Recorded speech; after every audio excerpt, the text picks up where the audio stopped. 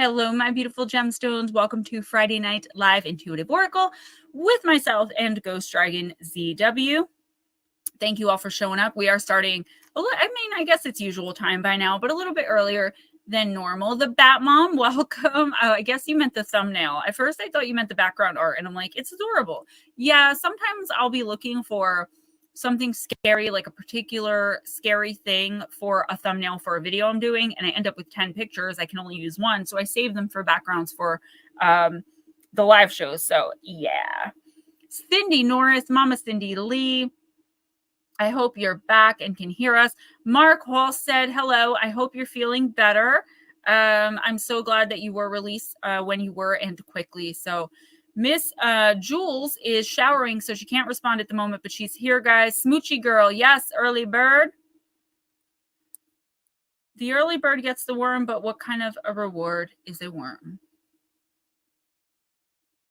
It's been kind of a rough week for me, guys. On Tuesday, I had to go and pick little man up from school. He was very sick. Today was his first day back.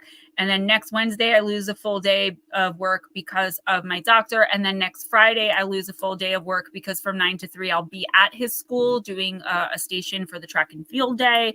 And then Tuesday, the 18th is his last day. And I still have no idea what we're doing with him for the summer. So Tracy, welcome in. So good to see you.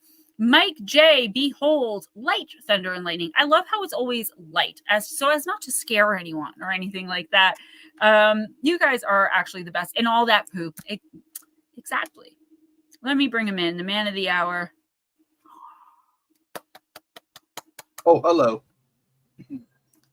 Why do you do that? I announce you.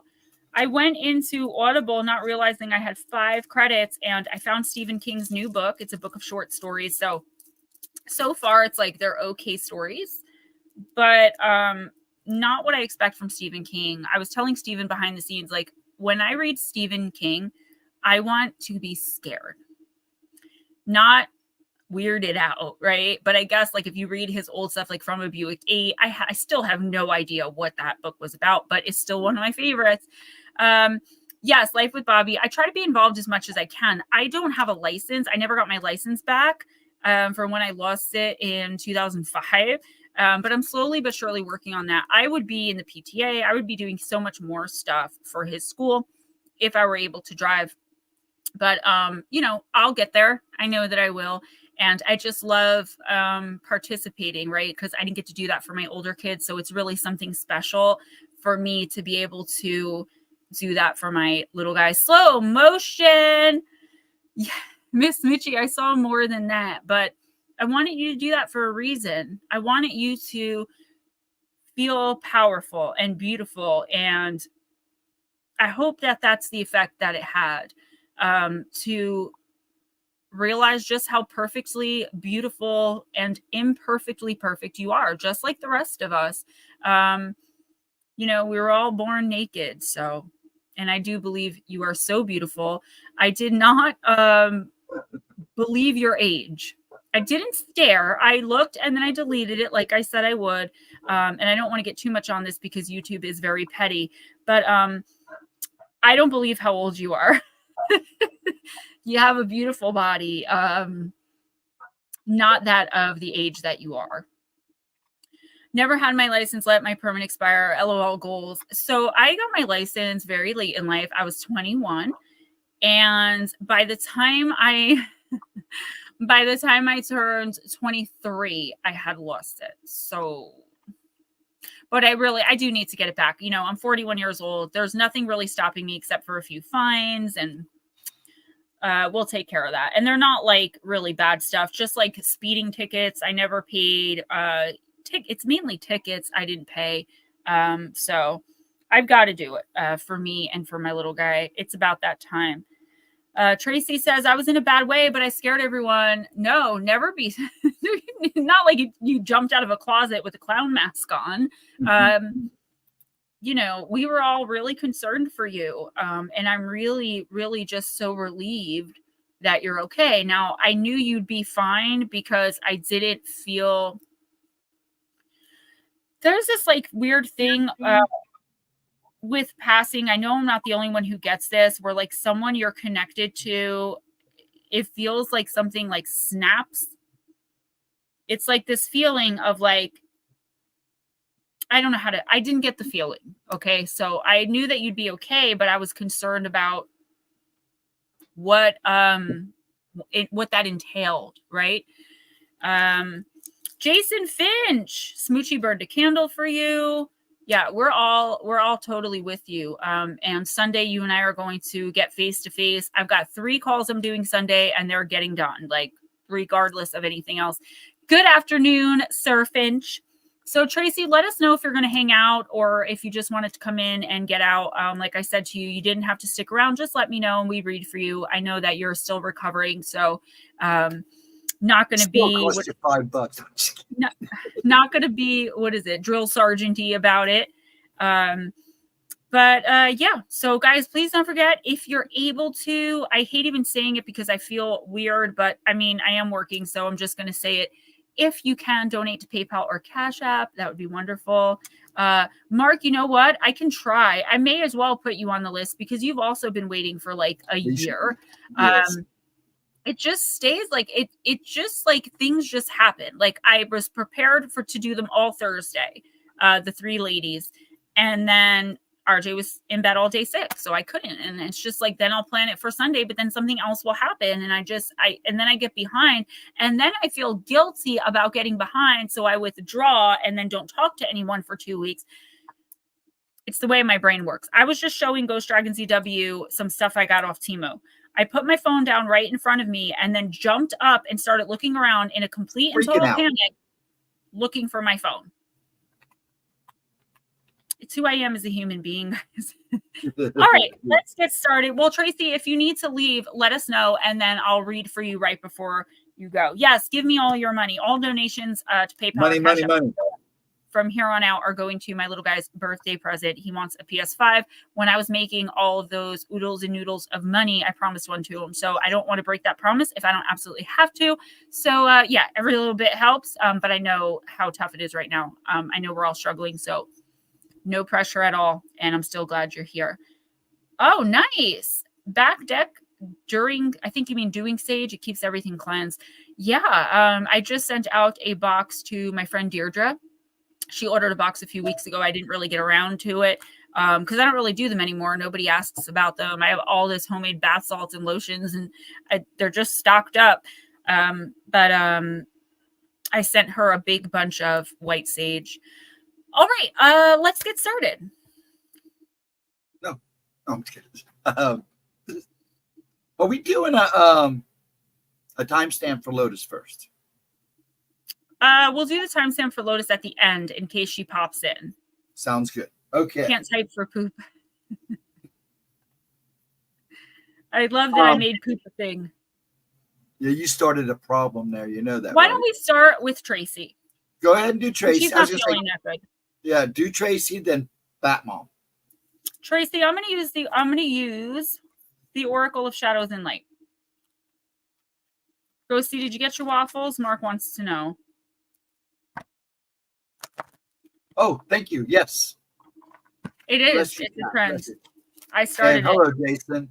I got a few people that become regulars on my stream on Wednesdays and Saturdays, and I want to thank you folks for hanging with me. And all the folks that kind of hung out with me Tuesday out of a fluke. I was not prepared to be by myself. I got called at 12:05 and had a 1 o'clock show to do. I didn't know. I was panicked, right? Yeah. But it worked out. I appreciate that so much because we knew Ryan wasn't coming. And then I was like, I don't know what to do. I can't possibly do it. I was going to say something. I forgot. Oh, well, it'll come back to me. All right, Miss Tracy. Slow. All right, cool. So Batmom and Miss Cindy, why don't we do Tracy, Batmom, Cindy, and slow motion? Does that work for you, slow motion? I'll try to get through them quickly too. Did Cindy come back in? I don't know. Why don't you do this? Do Tracy, Batmom, slow motion, and then we'll put Cindy in as soon as she pops in, because I don't know if she's still at the hospital or anything. So Thank you for being so kind. Everyone else as well. Appreciate it all. Oh, we know you do. You're a gemstone. It's what we do. That's right. I am news mommy. That person called me news mommy, and I thought that was awesome because that's what everyone calls Brett Cooper. Mm-hmm. Okay, Tracy, you got the dried flower fairy. Sweet memories. I like card number 11. Thank you, Miss Batmom. Tracy, this darling little fairy just loves to collect memories and to treasure them, wearing them as garland, their sweet faded fragrance reminding her of happy times. She helps you by collecting all of your happy, sweet memories and keeping them from fading too. She has wings that resemble the wonderful monarch butterfly, which is renowned for the vast distances it can travel. So these memories may be a very long ago, down through the ages, but they are still able to fly to you and reach you with their messages of love, sweetness, and understanding, wherever you currently find yourself. When you experience a difficult and challenging time, the dried flower fairy flies to your side, shows you a moment that you had forgotten, and magically the present moment transforms. You will always have her with you, most especially in the times when those sweet moments seem furthest away. She will come to you and she will remain with you. Expect calls out of the blue, bumping into old friends, photographs of loved ones, or reminders of happiness coming to you in other sweet and serendipitous way. The dried flower fairy speaks. Do you remember that time when you played with the fairies in the garden? Do you remember when your imaginary friend was more real than your own parents? What about the first time you ever noticed your shadow quivering in the light, swam in the sparkling sea, held hands, or exchanged glances with someone you liked as more than just friends? When you were given a gift for no reason, hugged by a friend, had a perfect day, found messages from the angels in the clouds?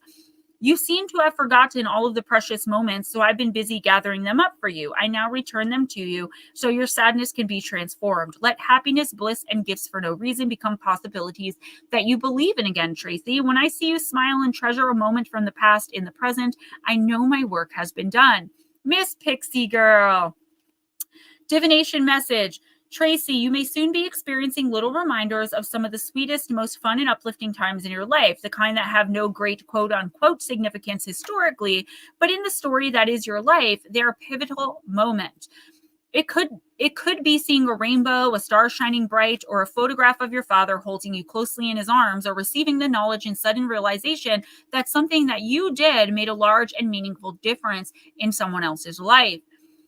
You have so many jewels. It's time to sift through the precious moments in memory, and by honoring these and feeling them again, change the present for the better. The magic of your sweetest memories will be worked into the present moment, and your current struggle will be momentarily relieved, and that transcendent feeling of being one with all that is will return, giving you the strength to go on and to do what must be done. So, Tracy, this isn't only talking about memories. This is a very uplifting card, but I'm getting something just a little bit different. I feel like there's a risk for you, particularly right now and in the next week or two, to not only have these wonderful, amazing memories, but like there's risk for you to get stuck with everything that you're going through. Remember, physical illness, physical dis-ease, illness is spiritual. Physical disease and illness is spiritual dis-ease. Got it. And I feel like your spirit is really, I don't want to say in a bad way, because you're still in the light, you're still loving and learning and growing, but there's a bit of darkness to it, because I feel like what just happened to you is making you overly reminiscent. It's making you, I don't know if this is happening yet, but there's a risk for it that you're like fearful to do anything because you're afraid that if you do this, something might happen to you again. I don't know exactly what happened, but I feel like for some reason you're, number one, getting stuck in the past. Like you don't want to accept maybe that you're sick, or accept you can't do certain things anymore. Maybe you've realized who your friends and family really are through what happened to you, right? These unexpected calls, these gifts for no reason, people in a random Oracle stream devastated because of your illness and sending you love and light and prayers and lighting candles for you. Those are beautiful things, but how do the people in your immediate circle react to this? I feel like that's a question you're asking yourself, like trying to figure out why someone or some people reacted or acted in the way that they did. The main message of this card is that it's okay to have great memories and to feel those beautiful feelings associated with those moments, but not at the risk or cost of getting stuck. I feel like if you can look around and see everything around you and don't think of yourself as sick, right? I don't know if you do or not, but this is going to be important in the next week or two. Don't think of yourself as sick. Just think of yourself as Tracy and do what you can do and don't do what you can't. Once you put that label on yourself or allow someone else to put that label on you, that's when it becomes a part of your being, a part of your energy, and it's much harder to shake. Be your beautiful, amazing self and let the people who are going to be there for you be there, and let those who aren't not. Do expect calls out of the blue from people you did not expect to hear from. I don't feel like any of that's going to be negative. I feel like it's just people want to make sure that you're okay. And I do feel like someone from your past, even if it's your recent past, you haven't seen, that you haven't seen or spoken to in a while, I feel like this could be the rekindling of something, the reconnection to someone that's either is or was once very close and very important in your life. Nothing bad here. This is a beautiful card. Yeah, Mark, I think we've all been there at some point where we're just like, you know, if I could only go back and you know, for as bad as my life was 8, 9, 10, 11 years, from 2013 to 2017, sometimes I yearn for the freedom. I was single. I had my own place. I did what I want, when I want it, with who I want it. Does it top being a wife and mother and living in a beautiful home and, you know, having the blessings I have now? No. But every once in a while, there's a teeny tiny part of me that is like, man, the freedom, you know?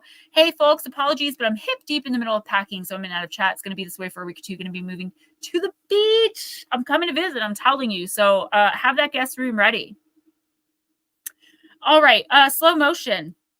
Okay, so slow. Give me 1 minute. I'm not going to hold this up because I know you're tired.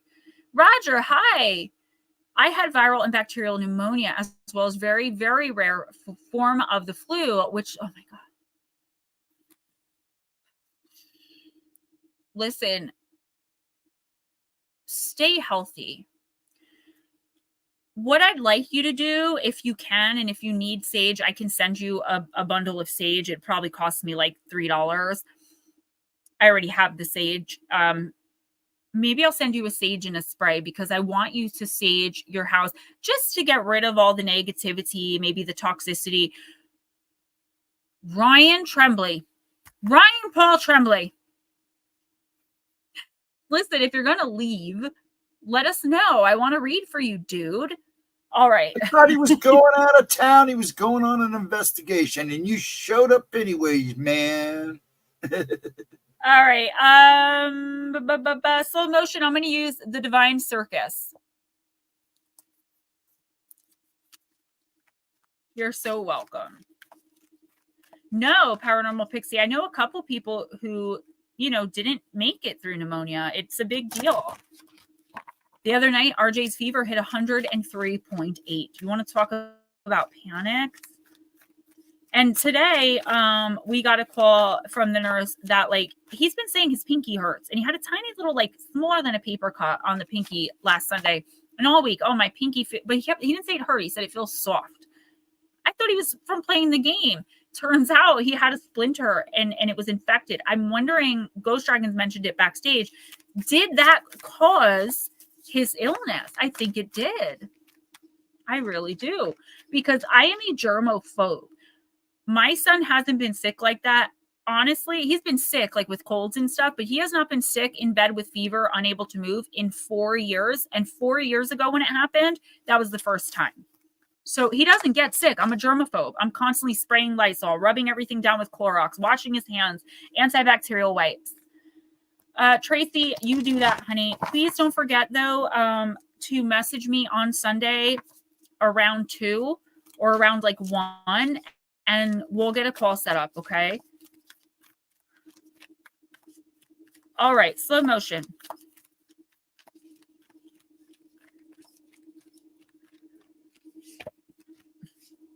Slow motion, you got card number 20, the sweetheart card.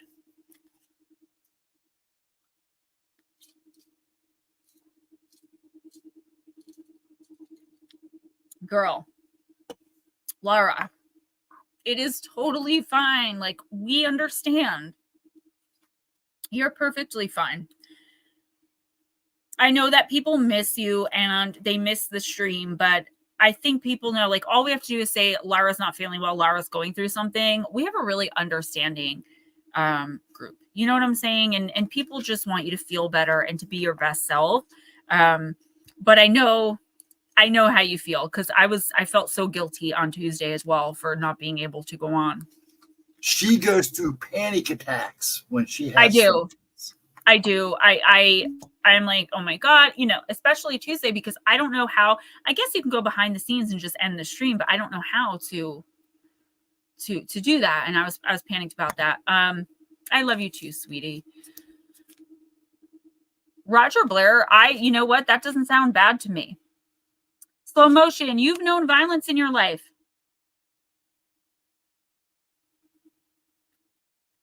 Maybe on the outside, maybe on the inside, with a mind that has tortured you with fear, shame, darkness, and doubt. Enough of that now, though. It's time for a gentler way. Less pain, more gain. No more torture. It's your time for sweets and treats. There's so much violence in the world and in our own minds that we can assume this is just the way of the world, that we have to accept it, deal with it, and thereby forget we have the right to question it and even change it if we should so choose. Even the most ambitious desires for healing the world start with us as individuals. We cannot bring more peace to the world if there is violence in our hearts, regrets, shaming judgments, fear of not being good enough, uncertainty, and constant pushing to become more, to do more, to have more, can become the energetic equivalent of beating ourselves up every single day. This creates invisible bruises that never have time to heal because we don't give ourselves the sweetness, the kindness, and compassion we need to break free from this self-abusive cycle. The Oracle of Sweetheart comes to you with a message of a new cycle, one that is sweeter, one that's more loving, and one that promises new life. But you have to be willing to dispense with the violence one step at a time. This means beginning to substitute judgment for kindness in how you relate to yourself and how you relate to the world. You deserve to give yourself a gentler life journey. Would you accept this for yourself, slow motion? It is your choice every day whether to go into the world fighting against it or with the belief that it wants to and can and will help you do all you have been born to do. If there are abusive or toxic relationships in your life, then you'll need to do some relationship overhauling, even if it means ending one or all of them. No matter how much the people involved may proclaim their love, no matter how much you may wonder if you are quote unquote making it up because appearances seem so acceptable, and yet underneath you cannot help but feel that something just isn't healthy. If a relationship is holding you back rather than helping to lift you up, then you need to reconsider its place in your life. You cannot taste the sweetness that life wants to bring you if you are crammed full of stuff you don't want or need anymore. Manchichi! Create some space, get a bit hungry, ready yourself for receiving life's nectar, and believe in the power of your new beginning. You are a true sweetheart of the universe, slow motion. Let yourself be treated accordingly. Yeah, I love this card.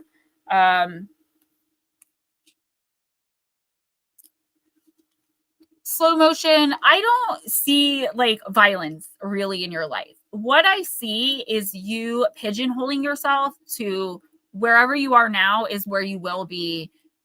That's it. Like, it's not that you don't have goals and like you're not achieving anything, but I feel like you're like, well, I'm too, name it, old, sick, poor, alone, like whatever these things you tell yourself that you're too XYZ to be able to achieve this goal or accomplish this thing. It starts with accomplishing any goal, starts with telling yourself you can do it.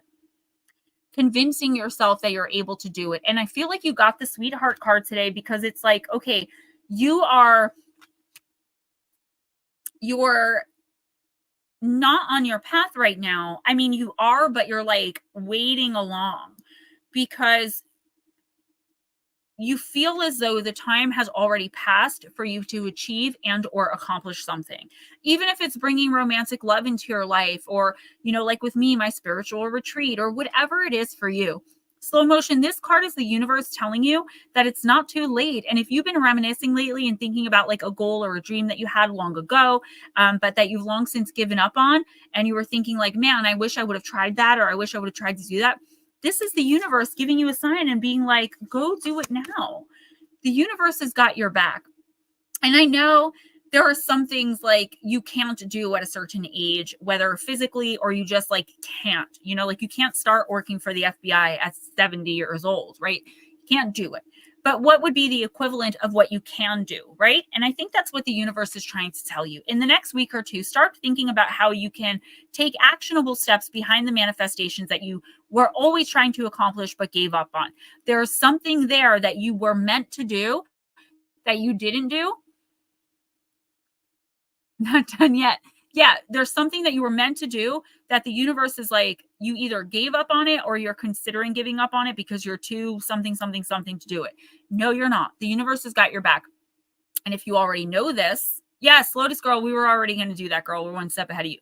And if you already know this and you're already like, Gemma, yeah, like I'm, you know, this close to accomplishing this thing, then this means that the opportunities are going to come in the next week or two for you to elevate whatever this is, to move it along quicker. But you have to look in the right places and don't be opposed to thinking outside of the box. Who's next? That was slow motion, right? Yes, Lara, I don't want to laugh, but you said that in a funny way. Because I hear it in my head. Lara said, I convinced myself I'm able to do normal stuff. And then my body laughs like the Emperor from Star Wars. About to go on an adventure. Come on, Mom. Yes. Hey, Wendy Williams. Welcome. Yes. You know, Pixie, I absolutely agree. I've been really trying to adopt that mentality lately. Just like, I need to smile more and I need to laugh more off camera. Right? I need to find the joy in my life other than my little guy. Like, I really need to start enjoying my life again. Who's next? The Batmom.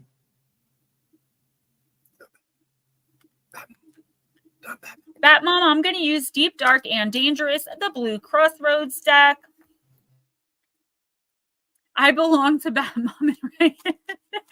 Well, Wendy, welcome. I guess we're both kept women because Ryan and I adopted each other as twin siblings. So I kind of belong to him too. That is so funny. Welcome, welcome, welcome. If you'd like a reading, let us know and we'll scoot you up since you're new. Look at you guys bringing people in. I love it. Welcome to the community. Welcome to the island of misfit toys. I am the ringleader, Gemma Jade.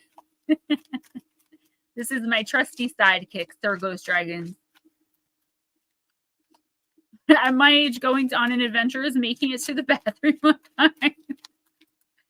Do you guys know, you know what I noticed about myself? I did 2 shorts where my age came up. My name, my age, my favorite color. And then there was another one that's like, I just turned 30 last year.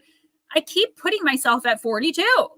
I'm only 41. I don't know why I keep doing that. I keep putting myself at 42.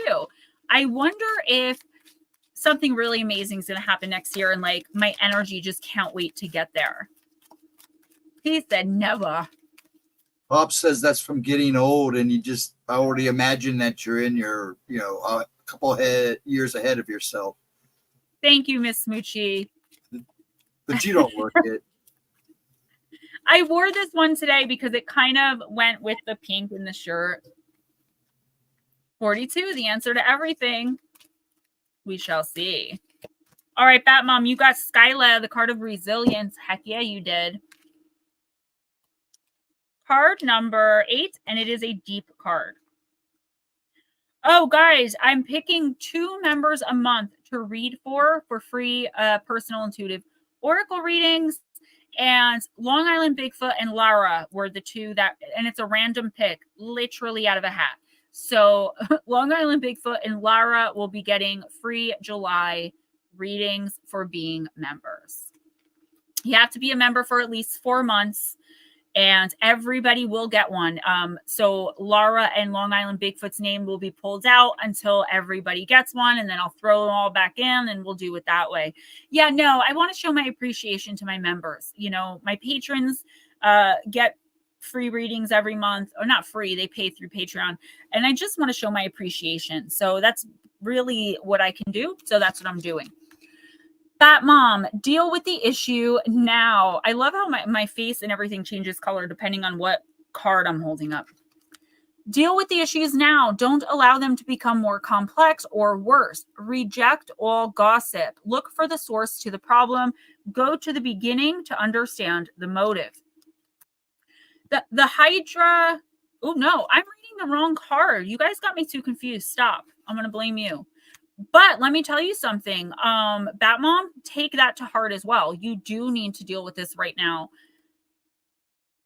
Oh, thank you so much. Wendy says, I didn't know you did all this, but I loved your appearance with Dave Schrader. Both of them. Thank you. Yeah, I had a great time. All right, Bat Mom, sorry about that, but I guess you needed to hear that message. Life throws adversity at you. There is no escaping this, yet building resilience allows you to handle this better. So this card talks about resilience as well. Building flexibility is key to developing resilience. Righteous anger is not shameful. Sometimes you get caught between a rock and a hard place. You need to make a decision between two poor outcomes to get to where you need to go. Most people who know of Skyla were introduced to her through Homer's epic, The Odyssey. Odysseus wants to return home with his men and is told that he will have to pass through the Straits of Messina, close to two monsters to do so. Skyla guards one side of the rough and narrow waters opposite Charybdis, another monster in the shape of an inescapable whirlpool.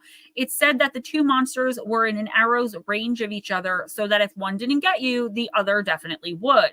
So, who was Skyla, and was she always a monster? There are a number of origin stories for Skyla, but again, most relate to a woman being jealous of another woman and harming her enough that she becomes monstrous, a repeating motif in the ancient Greek world. Before she was turned into a monster, she was the beautiful sea nymph, daughter of Phorcys and Ceto, deities of the sea. They were also the parents of the Gorgons. In one myth, it said that Skyla was transformed by Poseidon's wife Amphitrite by placing a poisonous potion into the pool in which Skyla bathed. Poseidon had his eye on the beautiful Skyla, and Amphitrite became jealous. The second myth featured the handsome Glaucus, a sea god who fell in love with her, but who she rejected. He asked the sorceress Circe, who he was friends with, for a love potion to assist him. Circe, however, was in love with Glaucus herself. Instead of the love potion, she created a drink that turned Skyla into a monster. Wow. Skyla then became a frightening creature who no man would ever find pleasing. She developed 6 heads on long snake-like necks, and each of these heads held a mouth with razor-sharp, shark-like teeth. Her legs were girdled. Imagine this. Her legs were girdled with savage dogs, and she no longer had a human voice, but made the baying sound of hounds. She had a half crab shell that stuck out of the black cave and tumbled rocks she was perched upon.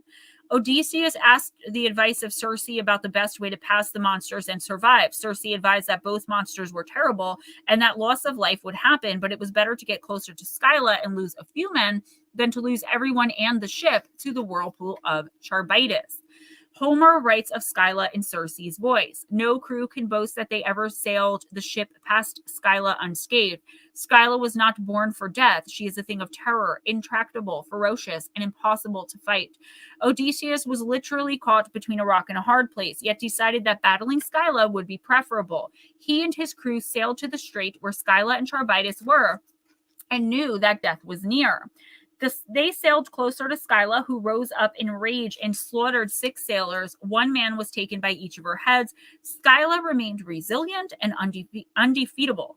In a much later story recorded in Eustathius's commentary on Homer, it was said that the hero Heracles encountered Skyla during a journey to Sicily and managed to slay her.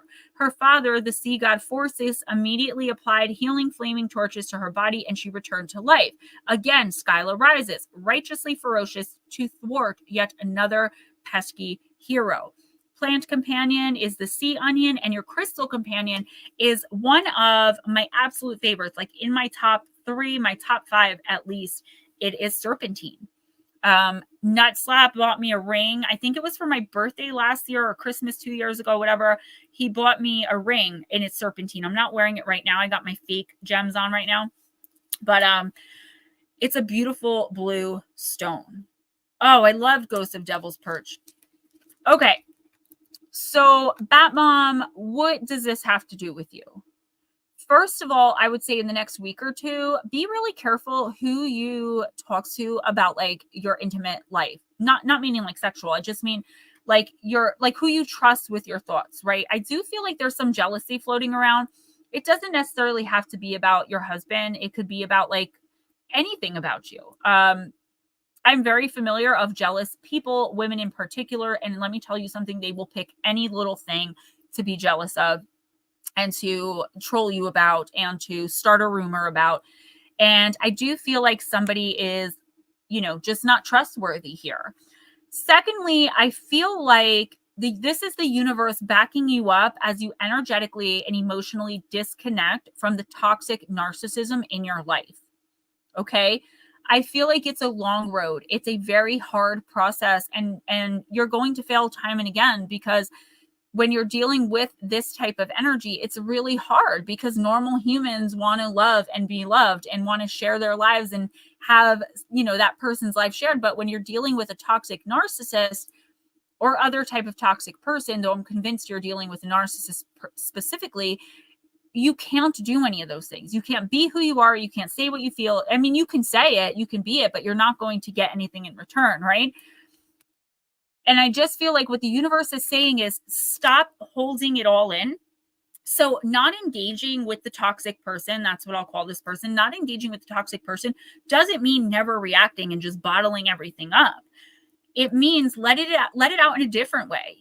Find your, talk to your best friend, text me, talk to someone who you definitely can trust. Because again, I do think someone is out to get you in a way of like, they want to, I have people on Facebook that spy to go back and tell other people like to get me in trouble with some of the things I post or say, right? It's something like that. Somebody is trying to help the narcissist get ammo against you. The fact of the matter is the universe is saying, if you really think about it, Bat Mom, you've been through worse. This isn't a picnic. This isn't happiness incarnate, but you've been through worse. Find your inner strength and only talk to people or open up to people who you absolutely trust, okay? Do not hold it all in. Be righteously angry. Don't give emotional reaction or response because you're just feeding them supply. But guess what? If you do end up snapping, that's okay. Don't beat yourself up over it either. You are only human, okay? And in the next week or two, I want you to understand the difference between emotionally detaching and non-engagement, right? That doesn't mean that you emotionally detach from everyone and everything. It's like finding a balance of not feeding into the breadcrumbing that will inevitably come. When you start pulling away, they're going to try to breadcrumb you right back. I feel like that's where this is going to lead in the next 2 weeks. And you're going to have to take a stand. You don't ever have to tell this person, I know what you are, or I'm emotionally detaching. I've tried that in my life. And they just laugh and turn around and call you a narcissist. So find someone to talk to about it, a professional. And if you can't get a professional, find someone who knows what it's like and who can sympathize with you, who isn't going to say, just leave, or I would never put up with that. Did you guys see my short? How the hell do you spell chauffeur? Chauffeur. If you didn't, go watch it after this. No, Wendy, they really don't. And it's so hard to comprehend that. Like, if you ask someone to be somewhere at 7:00 every week, they have to say you have a kid with someone and they have to pick up the kid at 6:00 every week so that you can go to work. And they show up every week at 7.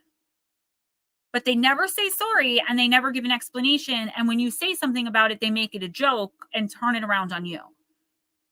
I can't imagine showing up an hour late and not saying like, oh my God, I'm so sorry. Here's why I was late. I feel so bad. Not a narcissist.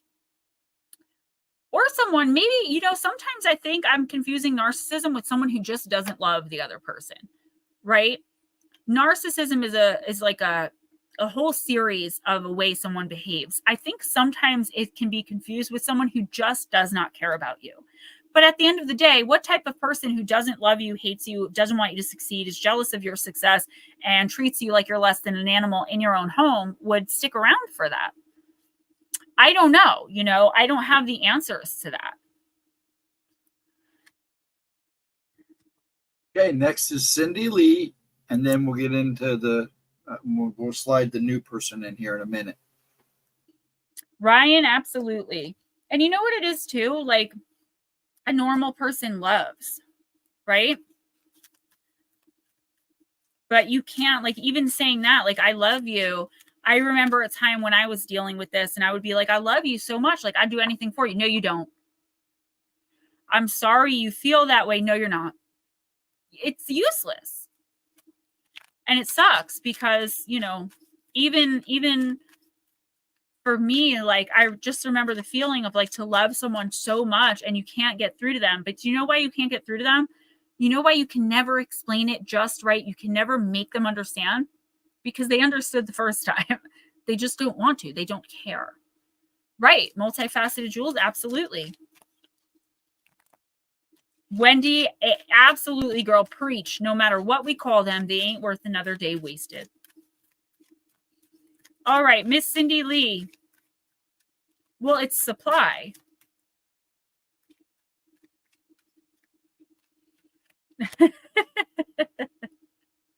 I like that. A retired spook. All right. Old ghosts, Miss Cindy. Oh, you're already part of the crew, Miss Wendy. I love your energy. All right. Cindy, everyone's past holds someone who left a deep mark, either for good or for bad. Look who slipped away, but who slipped away or vanished. Looking over our shoulder, we still glimpse them in our memories. Is Kara Morgan looking back with longing or with resentment? A witch knows that it's not good to carry around either sentiment forever. To finally be free of them, our choice is to either draw a mental line under the person and move on, or seek some kind of reconciliation and conclusion. So, Miss Cindy Lee, what this card is saying is you've come to an impasse, right? You've come to a fork in the road, so to speak, with someone in your life. And the universe is saying, like, there can't be any more back and forth. No more procrastinating. Either you're going to work this out with this person, or you either don't want to or realize it's impossible, and you're going to cut off ties. This back and forth is no good for either one of you. I feel like this person, and I'm not just saying this because you're my family and I love you and I would have your back in a heartbeat, but yeah, Blue Crossroads, you're absolutely right. I'm not just saying this because I would tell you the truth. I do feel like this other person is more at fault. I feel like they kind of started it. They're getting in like these moods. They're starting all this drama and chaos, or just being mean or rude unnecessarily to you. And you've kind of just been taking it and like forgiving them, whether they say sorry or not, going with the flow, because you don't want to lose them from your life. You do care about them, but you're probably sick of the BS. The universe is saying you don't like, this is not love, or this is not friendship. This is not familial. This is someone who's taking their poop out on you when and where they feel like it, however they want to, and not giving a poop about your feelings about it at all. Even if they say they're sorry. Sorry without change is manipulation. Point blank, period. No cap. So I feel like you should really start disconnecting from this person. Don't take their calls, or stand up for yourself. When they're in these moments of drama and chaos, instead of, walking away or screaming back, however you handle it, I don't know what type of person you are in that sense.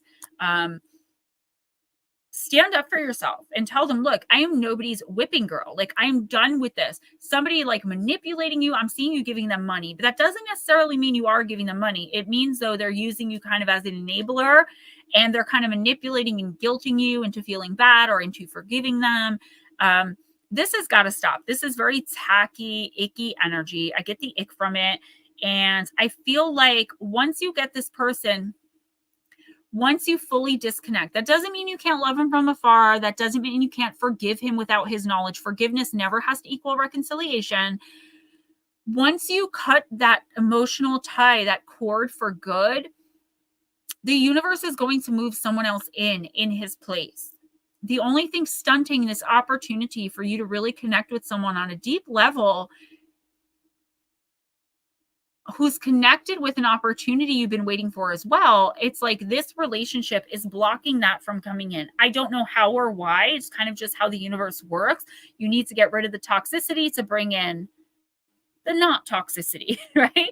And that the time has come for that. I know that must be hard and super duper painful, but you're doing yourself and your spirit no favors by constantly forgiving.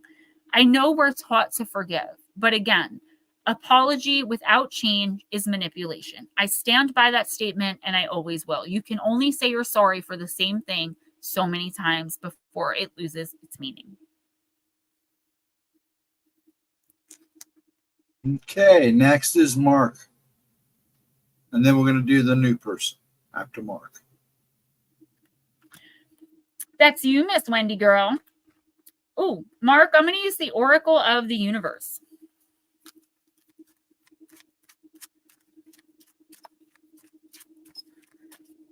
When you don't serve a purpose, they throw you away. Yeah. It's painful. I will say that dealing with that was the most painful thing I ever went through in my life. It was just horrific. Okay, if that's the case, be on the lookout because I feel like little brother is either coming back into your life or stirring up some trouble for you in another way. I don't know what this is or whatever, but there's a reason that particular relationship came up in your reading. Maybe there's something that you haven't dealt with yet emotionally or spiritually that you haven't let go of. Maybe there's something you feel you did that you're feeling guilt for. There's some reason this came up. So just be careful in the next week or two, and we'll go from there next week. Hopefully you could be here. Yes, Wendy, absolutely. People misuse and abuse. I'm sorry, and I love you so much. But you know what's worse, though? I don't know if it's worse, actually. What's up, Rainwater? I don't know if it's worse to never, ever hear the words I'm sorry or to hear them so much that it loses meaning. Because I got to tell you, it makes you feel pretty like poop when somebody hurts you and they know they're hurting you and they never apologize. It's kind of like shoving it in your face like, I'm not sorry. So, you know, I didn't do anything wrong. The ones I've heard that intrigued me the most were, why should I apologize? It didn't inconvenience you in any way. Or, you know, why should you always want me to be sorry for everything? I'm an over apologizer. Heather B, welcome. And thank you for the donation, by the way. Everyone else, if you've donated throughout the week, thank you for the donation. I just thought of Heather because hers was the most recent. Yeah. I used to think getting my butt kicked was the worst thing in the world, but I've got to tell you, being ignored like I don't even exist, and I mean to an extreme degree, when I went through that, was worse. It was worse. And it hurt more because I felt so small and insignificant and desperate. Blue Crossroads, absolutely. Okay, Mark. Baby Dragon. What's up, girl? Oh, by the way, thank you to everyone who sent love and light to my baby boy, who messaged me, making sure he was okay. I do appreciate you guys. And he was a little overwhelmed. He was like, all those people? I'm like, yeah, they're asking to make sure you're okay, buddy. And he was excited. Wendy, yeah. I mean, that's good, though. And I don't use the words I promise unless I really mean it. And if I break a promise, it really affects me. I always feel horrible. Mark, you got the Bright Star Vega, Falling Eagle, the card of dynamism, card number 43. And I've never pulled this card before.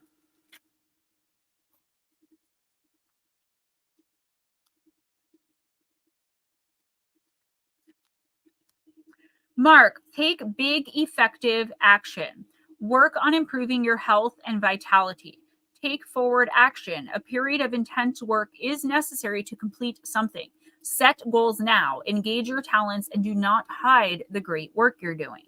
There is a lot happening with this bright star, and it's all dynamic. Vega was called the falling eagle at one time because of its position in the constellation Lyra and its twinkling brightness.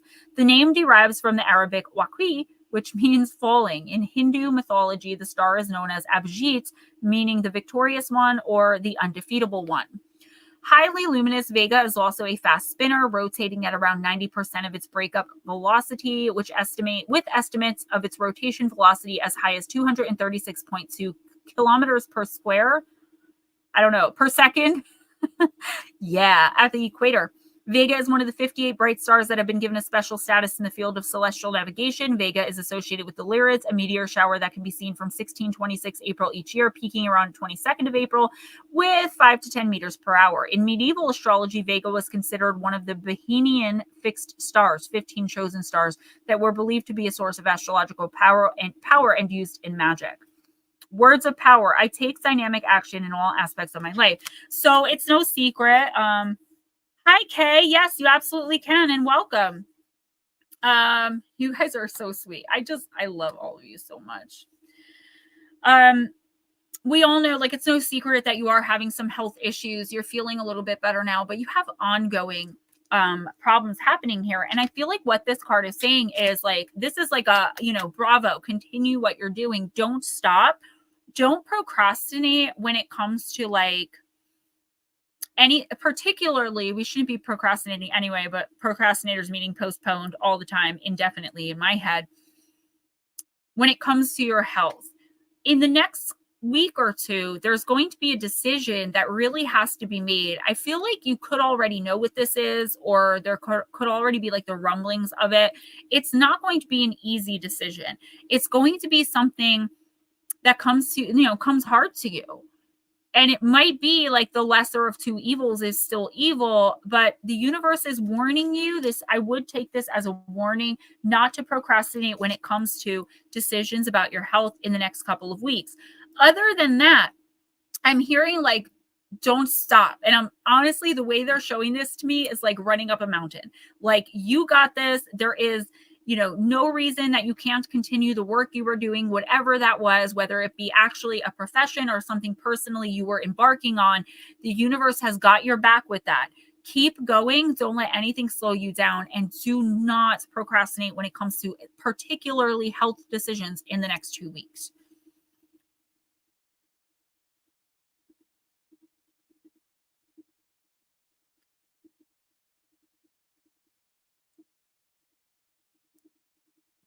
Okay, go ahead. I know you're waiting patiently. Wendy's next.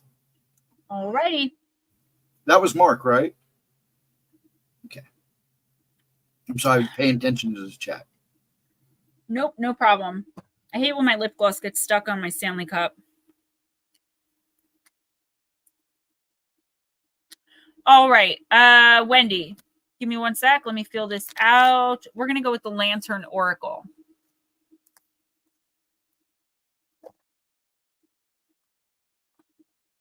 The Shinobi. Nice. I didn't know that's what a Shinobi was. Wendy, it's okay. It's just, here's what I actually do. I will tune into your energy. You've been typing. I connect with that. I call in silently, of course, your spirit team. So that's your angels, your spirit guides, other guides, ancestors, deceased loved ones, any entity or being or interdimensional that happens to be helping you fulfill your life contract. And they tell you through me what to expect. I don't go usually further than like 2 weeks, because most people in here come every week. So I look for 2 weeks. I do personal readings that go like for the entire month. Yeah, so that's what I do. And they're going to give me the information not a lot of the time, but sometimes it'll happen that what the card says is nothing compared to the messages. Sometimes I'll get like messages that'll just come through and I'll stare off into space and just talk, and I won't remember what I said. It gets pretty interesting. There's a lot of energy in here, a lot of good energy. I am a medium, so I don't use my medium skills in this stream. I don't do that, but sometimes it ends up happening. Like last week, I ended up channeling someone, but most of the time I just do the oracle like this. So let's see. And I just want to let you know now, because it's not me, this isn't subject to my human flawedness. If you don't know what I'm talking about, within the next week or two, you definitely will. I don't think I've ever had anyone say that I was wrong or that I didn't eventually turn out right. You better not. If you listened last week, Stephen and I both said your name at the same time. We're like, Ryan, and you were gone. All right, Wendy. Yeah, he was big. He was big and in my face. And normally I would push that out, but I had a feeling it was for you and I knew you were struggling, so I wasn't going to dismiss that. But guys, in my head, it's like, line up over here. You don't belong here. Shut up. You go stand over there. Get out of my house. I didn't call. That is what is going on the entire time I'm streaming. So that's why sometimes I'm out in space. Yeah, from a very young age, Kay, I didn't really understand what it was until I was like 14 years old. I finally understood that. I always thought it was something everyone could do, but just nobody talked about because nobody told me any different, it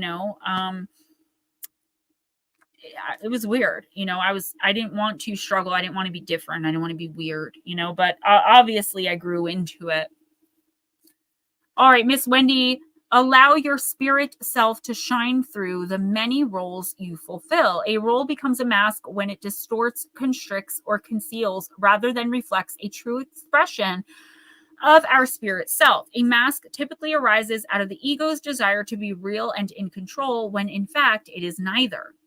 The ego, like the body and emotions, are tools. Their function, when used appropriately and proportionally, is to give authentic form and expression to our spirit self. Drawing this card signifies the impending loss of a mask to an encounter, an event, or a circumstance that incites its melting. A period of confusion, turmoil, or grief may follow this mask's dissolution. It had once served you in some way, therefore it's a loss that can take some adjusting to, especially if there remains a significant identification with and attachment to this mask. Yes, Miss Pixie, and love in every moment of it. The featured mother wishes Wendy to assure you that the dissolution of any mask is actually a blessing. With time, you will begin to see that losing the image of who you thought you were or had believed that you needed to be is, in fact, the liberating path to experiencing all the more that you are. To support you through this time of impending change, tune into your spirit self's light, love, and stillness. Observe which roles in your life feel good, natural, and autonomous. Ask yourself, what are my main roles at this moment? What does each one mean to me? Would I be more or less of myself without it? Would I be seen by others to be more or less without it? Such roles may include mother, daughter, friends, employer, employee, partner, student, volunteer, etc. Then ask, which of these roles is draining me? Which are energizing? Are any fraught with drama or boring? Do any feel like masks stifling me through obligations I often resent rather than lovingly fulfill? Upon reviewing the answers to these questions, is there a current role that functions more like a constricting mask that you would love to lose or would be terrified of melting? Regardless of how you answer, it's important to keep in mind that you are, in essence, none of the roles you play or wish to fulfill, nor any of the restrictive masks of concealment that they may have or might turn into. At most, a role can transparently and joyously express an aspect of your spirit self. Life is always better when you know which roles are fulfilling for you. Be sure to prioritize and enjoy them whenever and wherever possible. The mother's message: it is important for a mask to melt once the function it has served tips into detrimentally constricting us at our highest level. Okay. We were just talking about narcissism, right? I'm just going to I use silly examples sometimes. This is just an example. So say that it's, you finally realized what you're dealing with and you're no longer willing to play into this fantasy of future faking and pretending that everything's fine, pretending that you're not noticing what's going on, going along to get along. Just as one example. That would be the universe. This would be the universe telling you, like, it is time to acknowledge what's really happening around you. You can no longer hide behind this mask of everything's great, everything's fine. It's got to be me, right? What can I change about myself? There's something here that is becoming inauthentic, Wendy. And I don't think you started off as inauthentic. Like, you didn't put this mask on to be inauthentic. It's just that now it's becoming less and less a part of you as you grow and mature in your spirituality and in your life. It's just not suiting you anymore. So something, again, that you're either obligated or you feel obligated to do that you really don't enjoy doing, or just maybe a way of expressing yourself that you're not comfortable with, having to put on a good face or a good show or a smiley face or a happy face when really inside you're dying. That is so inauthentic, and it causes such serious detrimental damage to our soul. It really does. Stop holding everything in. Whatever this is, the universe wants you to step out of whatever this is with grace and understand that you are so much better and life is so much bigger than any of these constricting roles you need to play. I keep hearing over and over, stop suppressing your emotions. And I'm seeing myself in the bathroom screaming into a towel and crying so nobody hears me, which tells me that you are suppressing your emotions in some area of your life. You're going to end up becoming physically sick if you don't stop doing this and find a way to express whatever these emotions are. Even if, like, okay, so when I used to be with this narcissistic, toxic person, I would text how I was feeling. I would text the whole thing out. It'd be like 5 pages, and then I would erase it. I wouldn't send it because that would give them the supply, but I was getting it out. I would recommend, through Spirit telling me, and they tell me this all the time for people, maybe keep a journal. Even if you're not good with journaling, once it becomes a habit, it really is helpful because you're able to get all of those feelings and emotions out, at least on paper. And you're no longer just bottling it up. And because when you do that, you become smaller and smaller and smaller and play less of a role in your own life.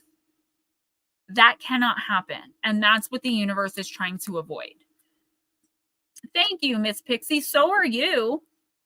I'm waiting for some energy healing, but I know you have so much going on. I'm not pushing you, but boy, do I need it. And next is Smoochie. Thank you, Miss Smoochie. So I found a memory from 3 years ago, and I posted it on my Facebook, and I'm going to post it every year. It was Miss Smoochie Girl in my comments, and she's like, why are you wearing that shirt? I guess so nobody wants to watch. Bye. Because I wore a shirt that said socially distant. Oh, that's what she said. Why are you wearing that shirt that says socialist? I guess you want nobody to watch you. Bye. And now we're like sisters, you know? But I find it funny, and I had to bring it up to you, Smoochie, because I'm like, Smoochie started off as a freaking troll. Look where we are now. Oh, Wendy, thank you. That was really strange.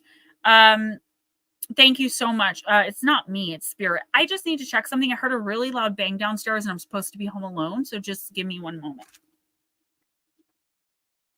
I guess that means I have to talk now, huh? Hello, everybody. Hello, Melissa. Miss Bacon, I'm glad you made it in. Whoa. I just tripped over some wires. Oh, I'm not home alone. I thought I was. I'm like, what was that? Miss Bacon Girl. Yeah, Wendy, you know what? Maybe you do, but do me a favor. Actually, do you a favor.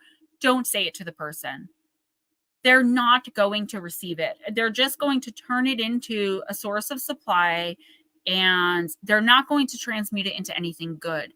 Give it to someone who you can vent to, who you feel safe and comfortable in that space with them, to talk about how you really feel, and let it out, and cry if you need to, and scream and rage. If you continue to hold it in, you're going to get ulcers. You're going to have problems with certain organs. Your heart, you could have heart, you know what I mean? Like you really have to let it out. And this is not Gemma giving you advice, though I would tell you the same thing. This is your own team.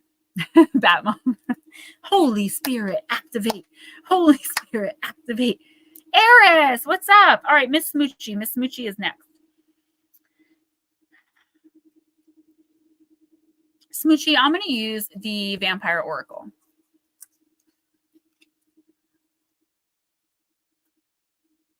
Wendy, yeah. You know, I've dealt with a lot of those types of relationships in my life. One that I dealt with, though, there were no tantrums. It was the craziest thing because there was just nothing. Yes. But Smoochie, You loved me. I know you did. You were just jealous that I'm so awesome. Don't worry. Don't worry. We can both be awesome in the same place. It'll work. No, I had one that never reacted at all. There was like no emotional response. So anytime I would cry or beg or scream or rage, he would just calmly be like, do you see how you act? Or if I would cry and be like, please, can we do this? Can we do that? It would be okay. And then we would never end up doing it. And if I brought it up, I was living in the past. I was a nag. I could never let anything go. I was told things like, learn to behave. If you want to be treated like a woman, act like one. Like all of these crazy things. But there was never any rage, which was the weirdest thing. I don't like talking too much about those relationships publicly, but sometimes I'm like, would I rather have the rage, right? At least it would be something. And then you get the apology and the dinner and flowers after. When someone can't even say Happy Mother's Day to you, there's a problem. All right, Miss Smoochie Girl. I think I've said too much. I'm going to lip.